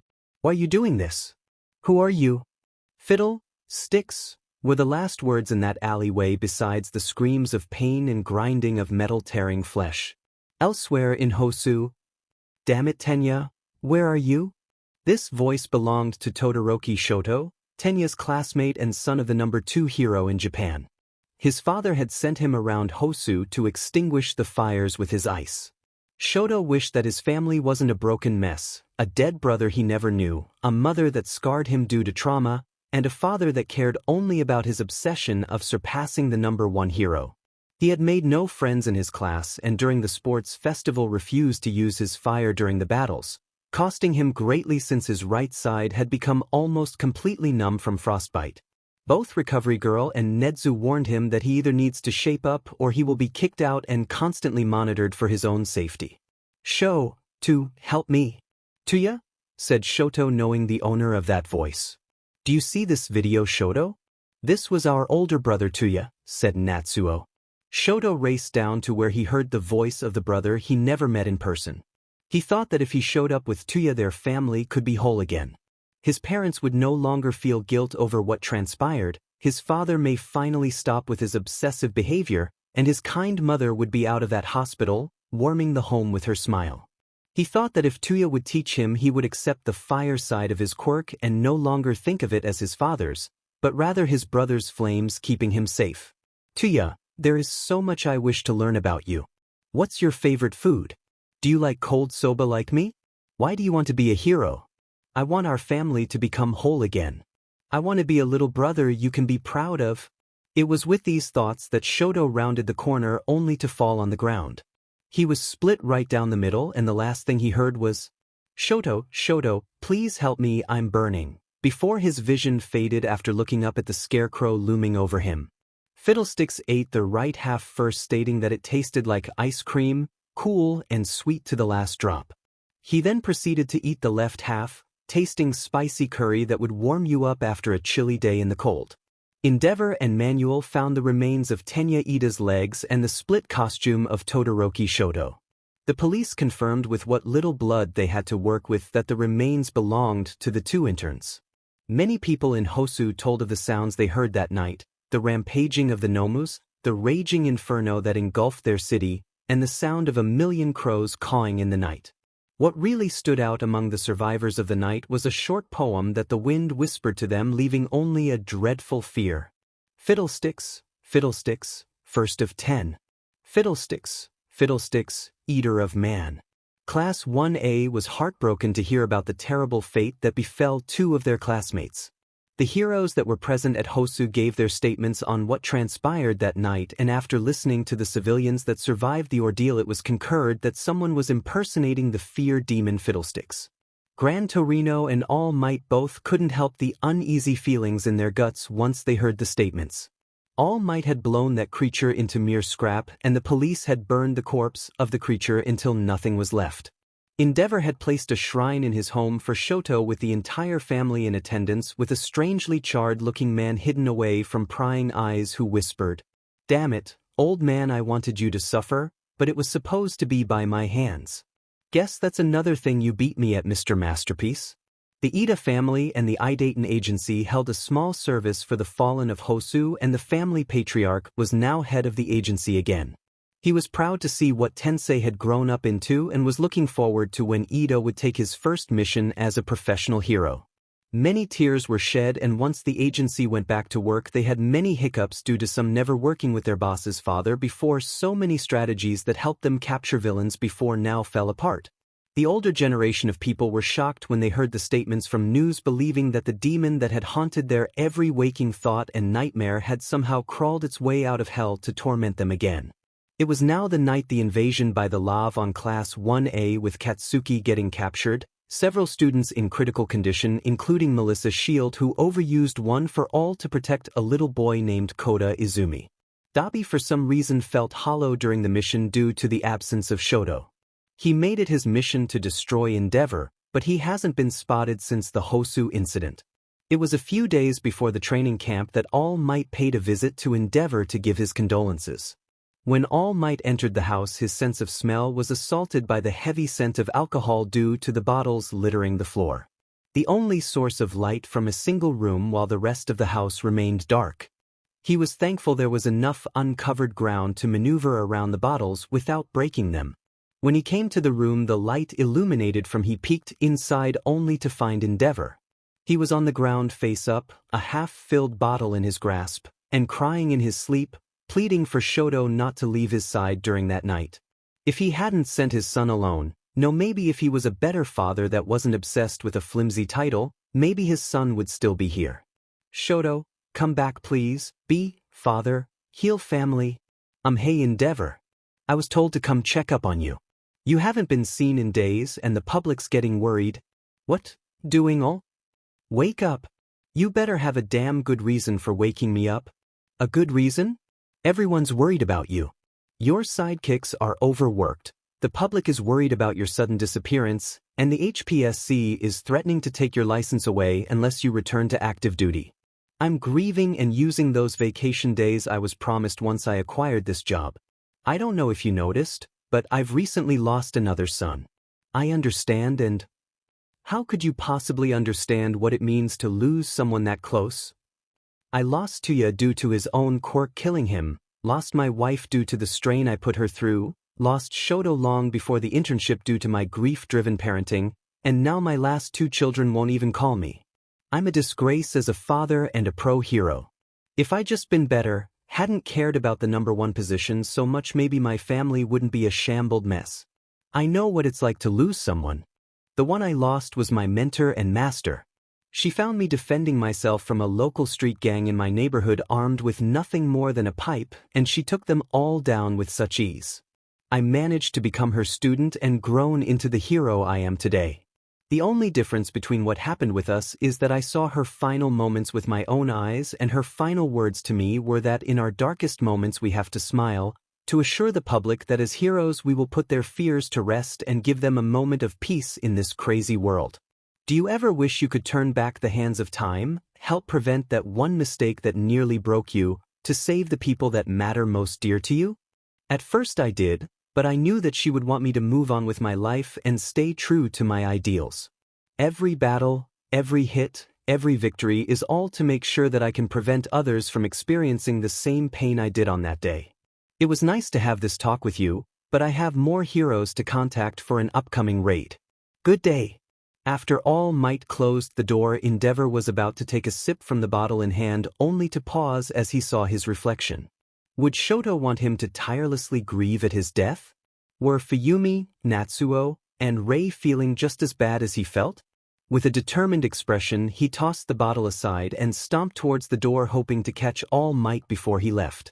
When is the raid? It's in a few days' time. Will you be ready? Like I'm going to miss out on this.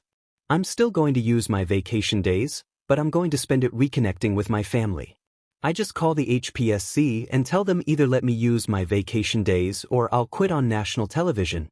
Everything had gone according to plan, and the lava was caught until they transferred away via black sludge that came from their mouths.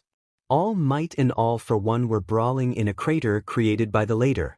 The fight, of course, was televised across Japan and even beyond the island nation's borders, the public wishing to see their strongest hero prevail, and the villains wanting to see society's spirits crushed. The battle was raging on, with both combatants trading numerous punches and each collision creating a shock wave. It appeared the battle would continue raging if not for a sudden sound. Caw. Nice try, All for One, but you can't distract me with a simple bird. That's not my doing. The noise continued to grow as if an entire flock of crows were flying overhead. The ground was covered in shadows, but when everybody looked upward there were no crows. They seemed to be originating from a point in the horizon, and standing at that point was one the public recognized as Kakashi Ora, the upcoming voice actor in a new horror movie. They noticed something odd about the glow he gave off and how he seemed focused on the 2 titans in the crater. All Might and All for One, however, knew that his identity was a lie. They have both felt this presence once in their lifetimes, and both thought they had destroyed it on their own. How are you still here? I personally turned you into scrap, said All Might. You? I'm the one that killed him over 200 years ago after fatally wounding my brother.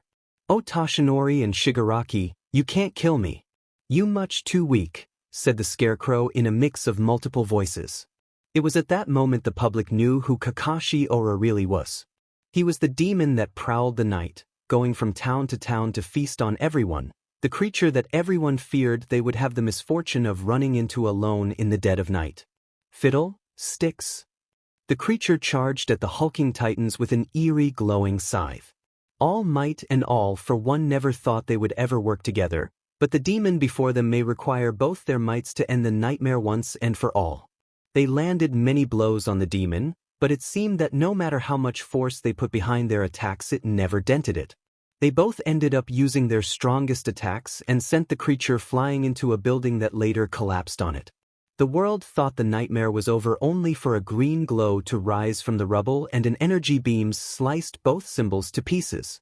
It was with this battle the world knew they would never be rid of the demon, for it would haunt them until the end of time. We now skip ahead later into the year as the Liberation Army led by 𝗲𝗏 had made its move, hoping to occupy the vacancy the two titans had left and be hailed as heroes for destroying the demon fiddlesticks. They marched with head held high as their agents across Japan began to converge on the demon, leaving destruction and fear in their wake, not knowing that they were empowering the very demon they meant to stop. If you're just joining us now, we regret to inform you that the Liberation Army has failed to stop fiddlesticks. Many towns were destroyed as part of their march, leaving many homeless, but the worst is that their misguided good intention have only gave the demon an ample food supply. Try to conquer your fear. Stay happy, lest the demon comes to feast upon you. When we face our fears head on, how will we react? Will we face it with bravery to mask our trembling bodies? Will we break down and fall into an endless abyss of despair? We all despise it, but we all need it, because without fear, how would we survive in this crazy world? What does it mean to have power of authority? Do we hold it over others to make ourselves seem more powerful than them? Do we use our authority to get away with crimes or stop them from harming the innocent? Do we wear it as a badge of honor, to protect and serve our fellow man, shielding them from harm? There are many levels of authority, but what happens when authority is given to those with a strong moral compass? We open up in a lush, green forest filled with many small creatures such as chirping birds, bouncing bunnies, and singing cicadas. Although every environment has predators, trackers, and wondrous beauty hidden within the thick trees. We hear a rustling in a nearby bush just a few feet away from a brown rabbit, its ears perked up searching for the source of the rustling. The rabbit took off with great speed, hoping to lose the hunter that was stalking it through the green landscape. It stopped near a patch of dirt that it could use for camouflage and waited for the hunter to reveal itself. Was it a predator hoping to scarf our furry friend up for its latest meal, or simply a curious person passing by? The figure emerged from the forest to reveal a small girl with green straight hair that went slightly past their neck, emerald eyes that shined in the light, and wearing a dark navy blue dress covered in dirt. They looked around the surrounding area for the creature she had been tracking. She looked for disturbances like a broken twig, fresh footprints, rustling foliage, or sudden movements. The girl spotted a faint footprints in the dirt. Noting it was leading somewhere, she quietly sneaked around to give the rabbit a false sense of security, and once the rabbit emerged thinking it was safe, she pounced and scooped it in her arms. "Found you. Thought you could get away from me," said the girl as she admired the pretty rabbit in her arms. The rabbit was later released after the girl had her fun admiring the simple creature. She was about to continue her journey until she noticed the position of the sun.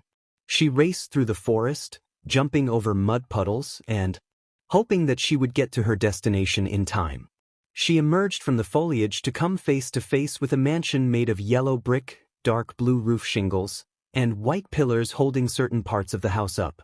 She quietly opened the back door, tiptoed up the stairs, and walked into an open room. The room had a queen-sized bed, a bookshelf filled with encyclopedias of various animals and quirk theories, and a small dresser where her clothes could be found. The only source of light was a crack of sunlight from the curtains. She exhaled, thinking she was safe, until the light turned on and a voice spoke behind her. "And just where have you been, young lady?" said the voice. The girl turned to find a woman with green straight hair towering over her with a look that spoke only of disappointment. "Look at yourself, your dress covered in tears and dirt, tracking filth into our nice clean home, and practically covered from head to toe in what I'm hoping is only dirt. Go to the washroom and clean yourself this instant, Izumi," ordered the lady. "Yes, mother." The young girl was Izuku Midoriya while the woman was Izuku Midoriya. Izumi always came home covered in dirt from spending time in the forest near her home.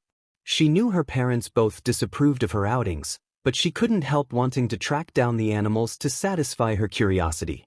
She was currently 8 years old and was expected to take over the family business. For generations, ever since the emergence of the worldwide phenomenon known as quirks, the Midoriya family has been researching the cause, effect, and utilities of quirks. The first Midoriya to start the company did so with the intent of helping those that had no place to go, since most families kicked out those with quirks. Eventually, a small community was established with the Midoriya family being a prominent figure in the field of quirks, alongside the Yaoyorozu family that helped create support gear and specialized training rooms for quirk practice. After the young girl washed up and changed her clothes, she made her way to the dining room where her parents were no doubt waiting for her. She steeled her nerves, knowing it was going to be another talk about her behavior and how it was unbecoming for a proper young lady such as herself. Couldn't her parents see she had no interest in running the company and wanted to make a name for herself away from their legacy? She opened the double doors leading to the room to come face to face with her mother and a man with bushy black hair who wore a pristine black suit and stood a few inches over her mother. "Izumi, it's about time you started on the road to your destiny of running the family company. No more going out into that dangerous forest with those filthy animals. They could be carrying ticks and various other diseases," said her father. "I don't want to run the company. I want to make my own life away from this. Izumi, this is what's best for you. You have a guaranteed future of success and love once we find you a proper fiancé." "Fiancé? Don't you two control enough of my life already? I have no friends, barely go outside, and know almost nothing about the world outside what you've told me. What's best for me is deciding on my own what my life will be and not being some glorified doll that you can dress up and control as you please. Don't speak to your mother like that. Now we have arranged a meeting with the Todoroki family so that you could meet their firstborn son. He's only 2 years younger than you and would make a wonderful husband in the future. You are to be respectful, play nice with his siblings, and under no circumstances are you wander off on your own. Am I understood?" said Hisashi. "Now dear, don't you think you're being a little presumptuous? Izumi may not even like Tuya little alone boys. Who's to say that Izumi may not find interest in other genders?" The question left her father a stuttering mess, not even considering the possibility. He didn't have a problem with the idea of Izumi dating and maybe marrying a girl, but he wanted to have grandchildren that he could spoil someday. Izumi quietly laughed at her father's impression of a goldfish and thanked her mother for sticking up for her interest. Izumi didn't know why, but men never interested her. She found them rude and boring, while women were simply beautiful and made her stomach feel weird. Her mother noticed her staring at a female client they had a while back and couldn't help but support her and laugh at her daughter's obliviousness. As a mother, it was her job to support and love her daughter no matter what, and it would be hypocritical of her since she was a bisexual. The meeting with the Todoroki family went well, with Izumi playing with Tuya, his younger sister Fuyumi, and cooing at the 2-year-old Natsuo. She was able to have fun and finally make some friends around her age like she wanted, but she wished their parents weren't watching their every move like a hawk. Rei Todoroki was pleasant to be around, and she secretly gave the children sweets to snack on when the other parents weren't watching. Once it was time to go, she noticed the angry look in Endeavor's eyes and the disgusted look her parents were giving the man. It was safe to say they wouldn't be visiting the Todoroki family for a while, if ever again. It was a few years later when Izumi, now 15, came back from another rough day at school. Many of her classmates picked on her since she was quirkless, but never harmed her due to her family status. Once her home was in sight, she noticed the door was left open. Her parents would never leave the door open, little alone unlocked, fearing that people would sneak into their home to either steal or harm them. When she was inside, she noticed the signs of a struggle, scorch marks on the walls made by her father's quirks, and various small objects scattered around the place. She decided to search for her parents on her own, knowing that kidnapping are some of the light problems that pro heroes either never bother with or that they may take too long. She eventually located them at an abandoned warehouse that a group of ruffians were torturing them for information about their personal finding on quirks and why that information was never made public. The information they were talking about was something her family stumbled upon by complete accident and could very well ruin society. The information was a formula that could erase the quirk gene, dangerous in the hands of anybody, both villains and other unsavory individuals, and was completely destroyed. The only one present at the time were the Midoriya family and a trusted balding quirk doctor. Izumi was able to sneak into the hideout and rescue her parents under the cover of darkness. Afterwards the police were contacted, the thugs arrested, and her family rushed into a safer, smaller home away from the forest she loved to scout in. The criminals were interrogated and told the police that they were hired by someone by the initials of 𝐒𝐩𝐬𝐽 to recover a certain formula from the Midoriyas. The doctor was the most likely suspect, but when they checked the doctor couldn't be found, as if he disappeared into thin air. People don't just disappear. I will find you, 𝐒𝐩𝐬𝐽, and you will face justice for your crimes.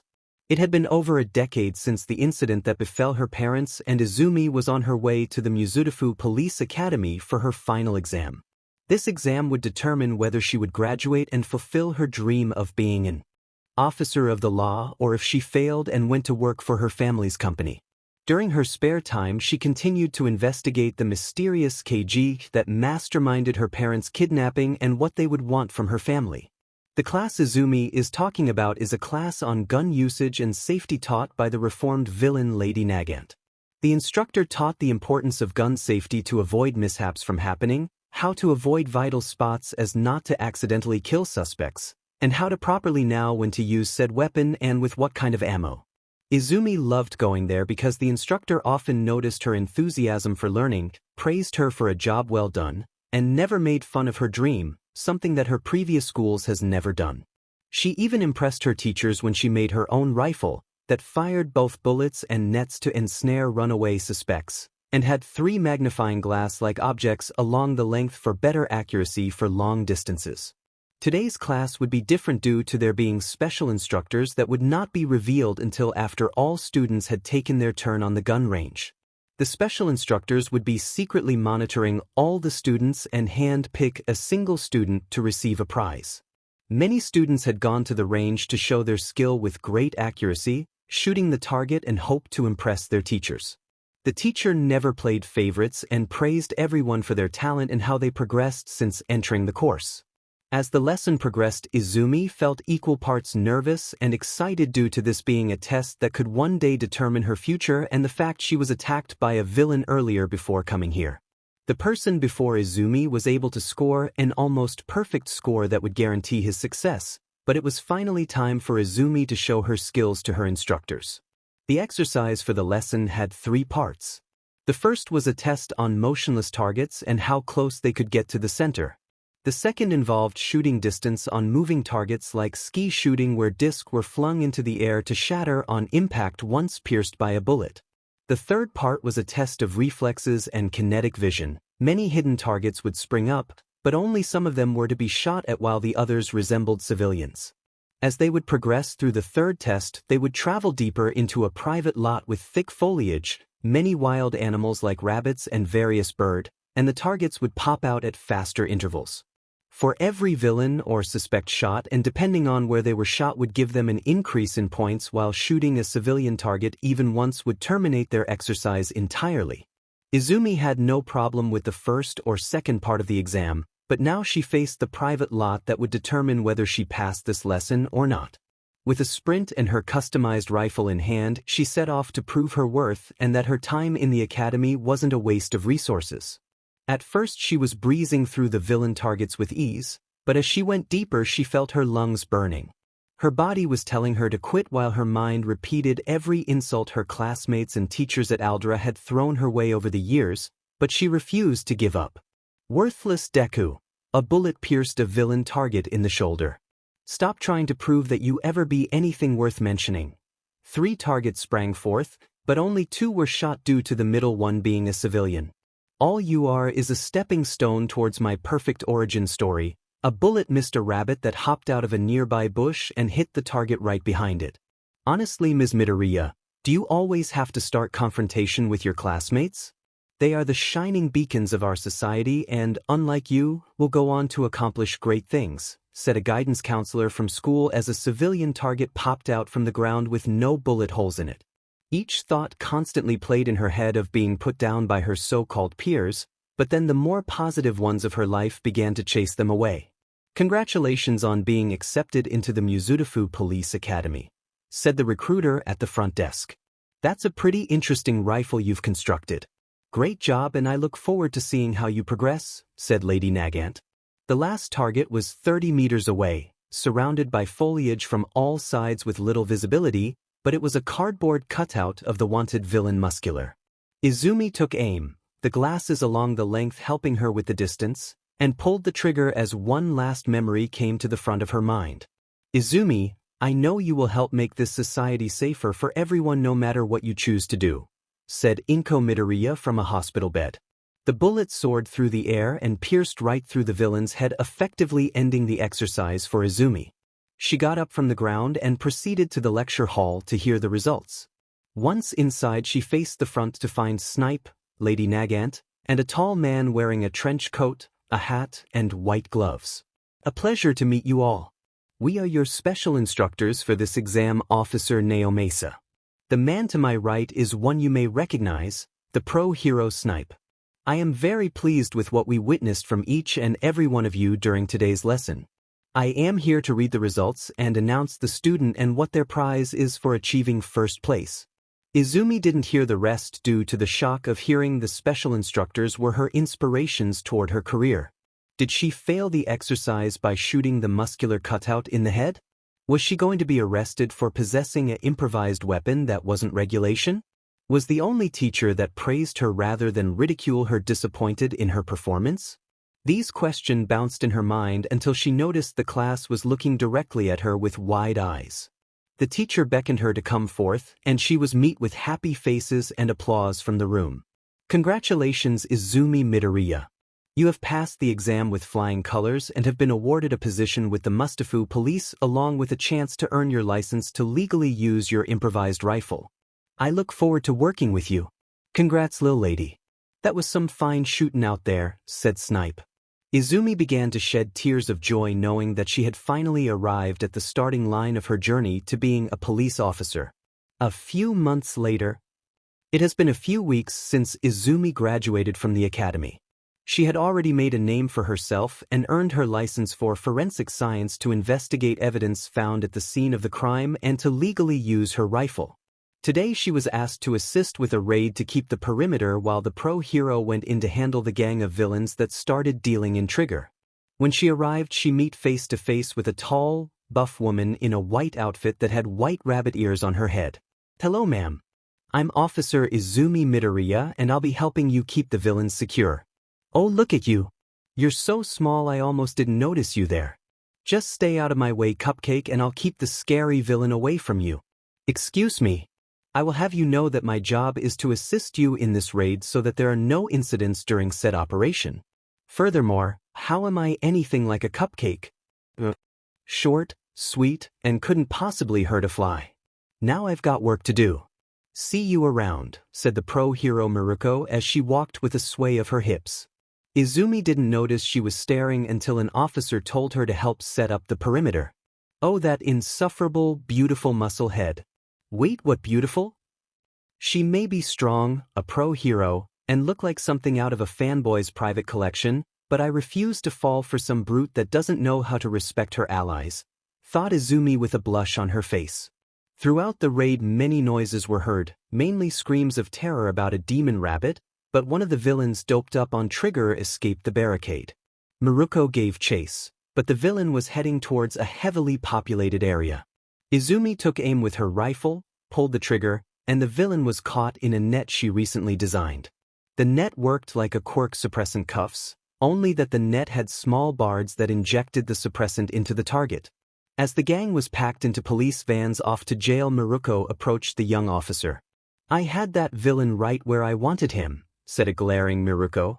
Except when he managed to outrun you, escape into a densely populated area where he would most likely take a hostage, and make it impossible for you to effectively do your job. Admit it as much as you hate the fact I helped you, said an equally glaring Izumi. They both glared at each other until Miruko smirked. You got guts, Cupcake. I look forward to our next meeting, said Miruko as she left, but not without giving Izumi a light slap on the ass. The officer was a blushing mess afterwards and demanded that Miruko apologize for her brutish behavior, only for Miruko to respond in a way that made her blush even more till Izumi resembled a tomato. Sure. How about I treat you to dinner tonight? My treat. Izumi knew right then and there that the pro-hero Miruko would be the death of her. It has been a little over a year since Izumi's first run-in with the pro-hero Miruko, and she couldn't get the battle-hungry bunny out of her mind.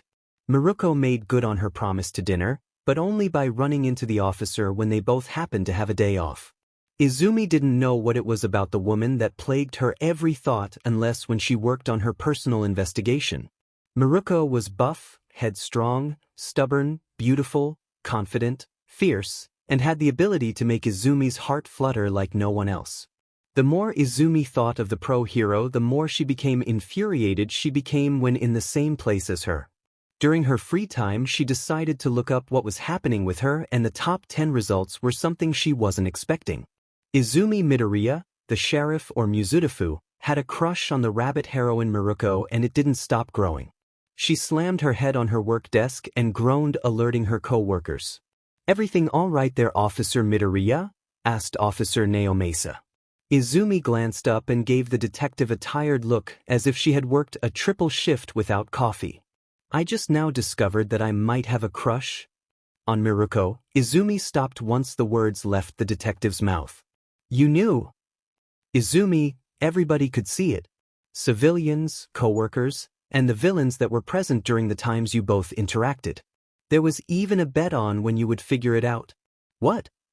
Next thing you going to tell me is that my mother knew," said Izumi. She started to laugh at the idea until 𝗬𝗍𝗄𝐻 placed a card on her desk that said, "Congratulations Izumi," in her mother's handwriting. All she could do was impersonate a fish out of water, knowing that her crush was that obvious. What is she supposed to do with these feelings? She can't just go up and say, "Hey Miruko, turns out I have a massive crush on you and I was wondering if you would go out with me." That would be embarrassing if she said that to the rabbit hero's face. And why is 𝗬𝗍𝗄𝐻 signaling her to turn around? The answer came when a pair of arms wrapped around her neck and a pair of bunny ears perked overhead. So Cupcake finally puts the pieces together. "So where do you want to go, the cinema, a restaurant, or maybe my place with just the two of us?" whispered Miruko in Izumi's ear. Izumi couldn't control her blush or how she melted into the heroine's arms. God, those muscles were making her heart flutter, and she just realized she apparently has a type. She was about to respond before 𝗬𝗍𝗄𝐻 told her about an upcoming raid. "Ahem. As happy as I am for this development along with the rest of the station, it will have to wait. We have a raid coming up at an undisclosed location." Of course. When is the raid and who am I working with?" "The raid is tomorrow and your partner is currently hanging off you while giving you bedroom eyes," informed 𝗬𝗍𝗄𝐻. Izumi turned towards her partner, who was giving her a rather flirtatious look. "My place it is. Good thing you so small because I only have the one bed and no spare futon or couch," said Miruko as she pulled Izumi's head into her chest. Izumi could only do one thing at this point besides blushing. "This woman might just kill me before midnight," thought a red-faced Izumi. That night Miruko spent all her time teasing Izumi. At dinner she played footsie with her underneath the table, swayed her hips while giving her a tour of her house, and finally cuddled with her all night in bed, but not without a kiss on the forehead. Izumi tried to fight it, but melted in the buff woman's arms, dreaming of what the future will hold for them. She could no longer deny it. She had fallen in love with Miruko and never wanted to leave her side. When morning came, Izumi woke up to find Miruko still next to her and decided to flirt a little with a good morning kiss on the forehead, but Miruko had other plans and captured her lips with her own. Izumi at first was stunned, but eventually melted into the kiss. The only thing that knocked her back to her senses was the time on the clock showing that they needed to be at the station in an hour. With determination and a slight regret, she pulled away from the tender embrace and got ready. Come on. Things were just getting good. We have a raid today. Can't we just stay and work up a sweat together?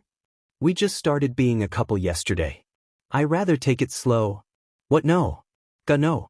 I was talking about working out together at my personal gym. I won't do that until after marriage." "Is that your way of proposing to me?" "I'm flattered, but I rather prefer if you waited a few months into the relationship. When the time comes I'm going to sweep you off your feet, but can't we just stay in bed a little longer? If we miss the raid you won't get to beat the shit out of whatever criminals we'll find," teased Izumi. With Miruko's cute pout, Izumi knew she found one of her partner's weaknesses. When the pre-raid information session commenced, Izumi was shocked due to the location being a general hospital and that the man they were going after was Dr. 𝗬𝗓𝗏, who resembled the doctor that was there when her family discovered that dreaded 𝗧𝗏𝗏𝗧destroying compound. The man was being arrested for various reasons such as desecrating numerous corpses, illegal experimentation, engineering biological weapons with said corpses, and finally dealings with many notorious villains. For Izumi, this was personal due to this man being the main suspect in her parents' kidnapping, and she would bring him to justice. The information came from a source that went by the alias 𝗬𝗏𝗏. When they found the doctor, he was being restrained, nearly choked, by Ezrehead while President Mike punched him in the face. Izumi wanted a free shot, but instead went ahead to catch up with Miruko.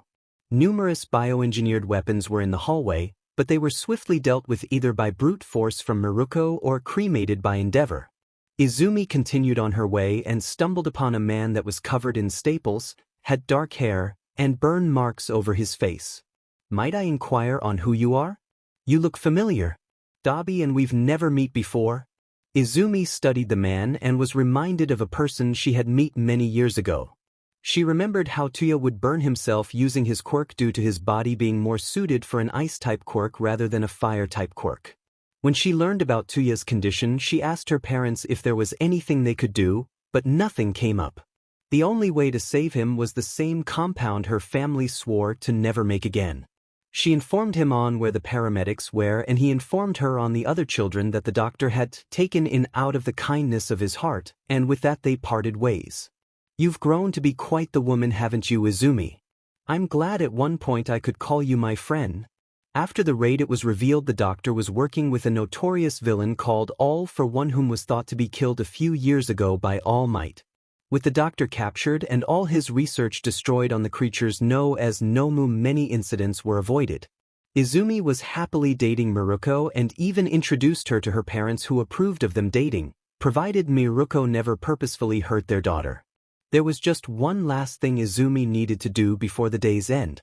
"Hello, Dr. 𝗬𝗓𝗏𝗏𝗏. It's been a while. If it isn't little Izuku Midoriya. Tell me, how are your parents nowadays?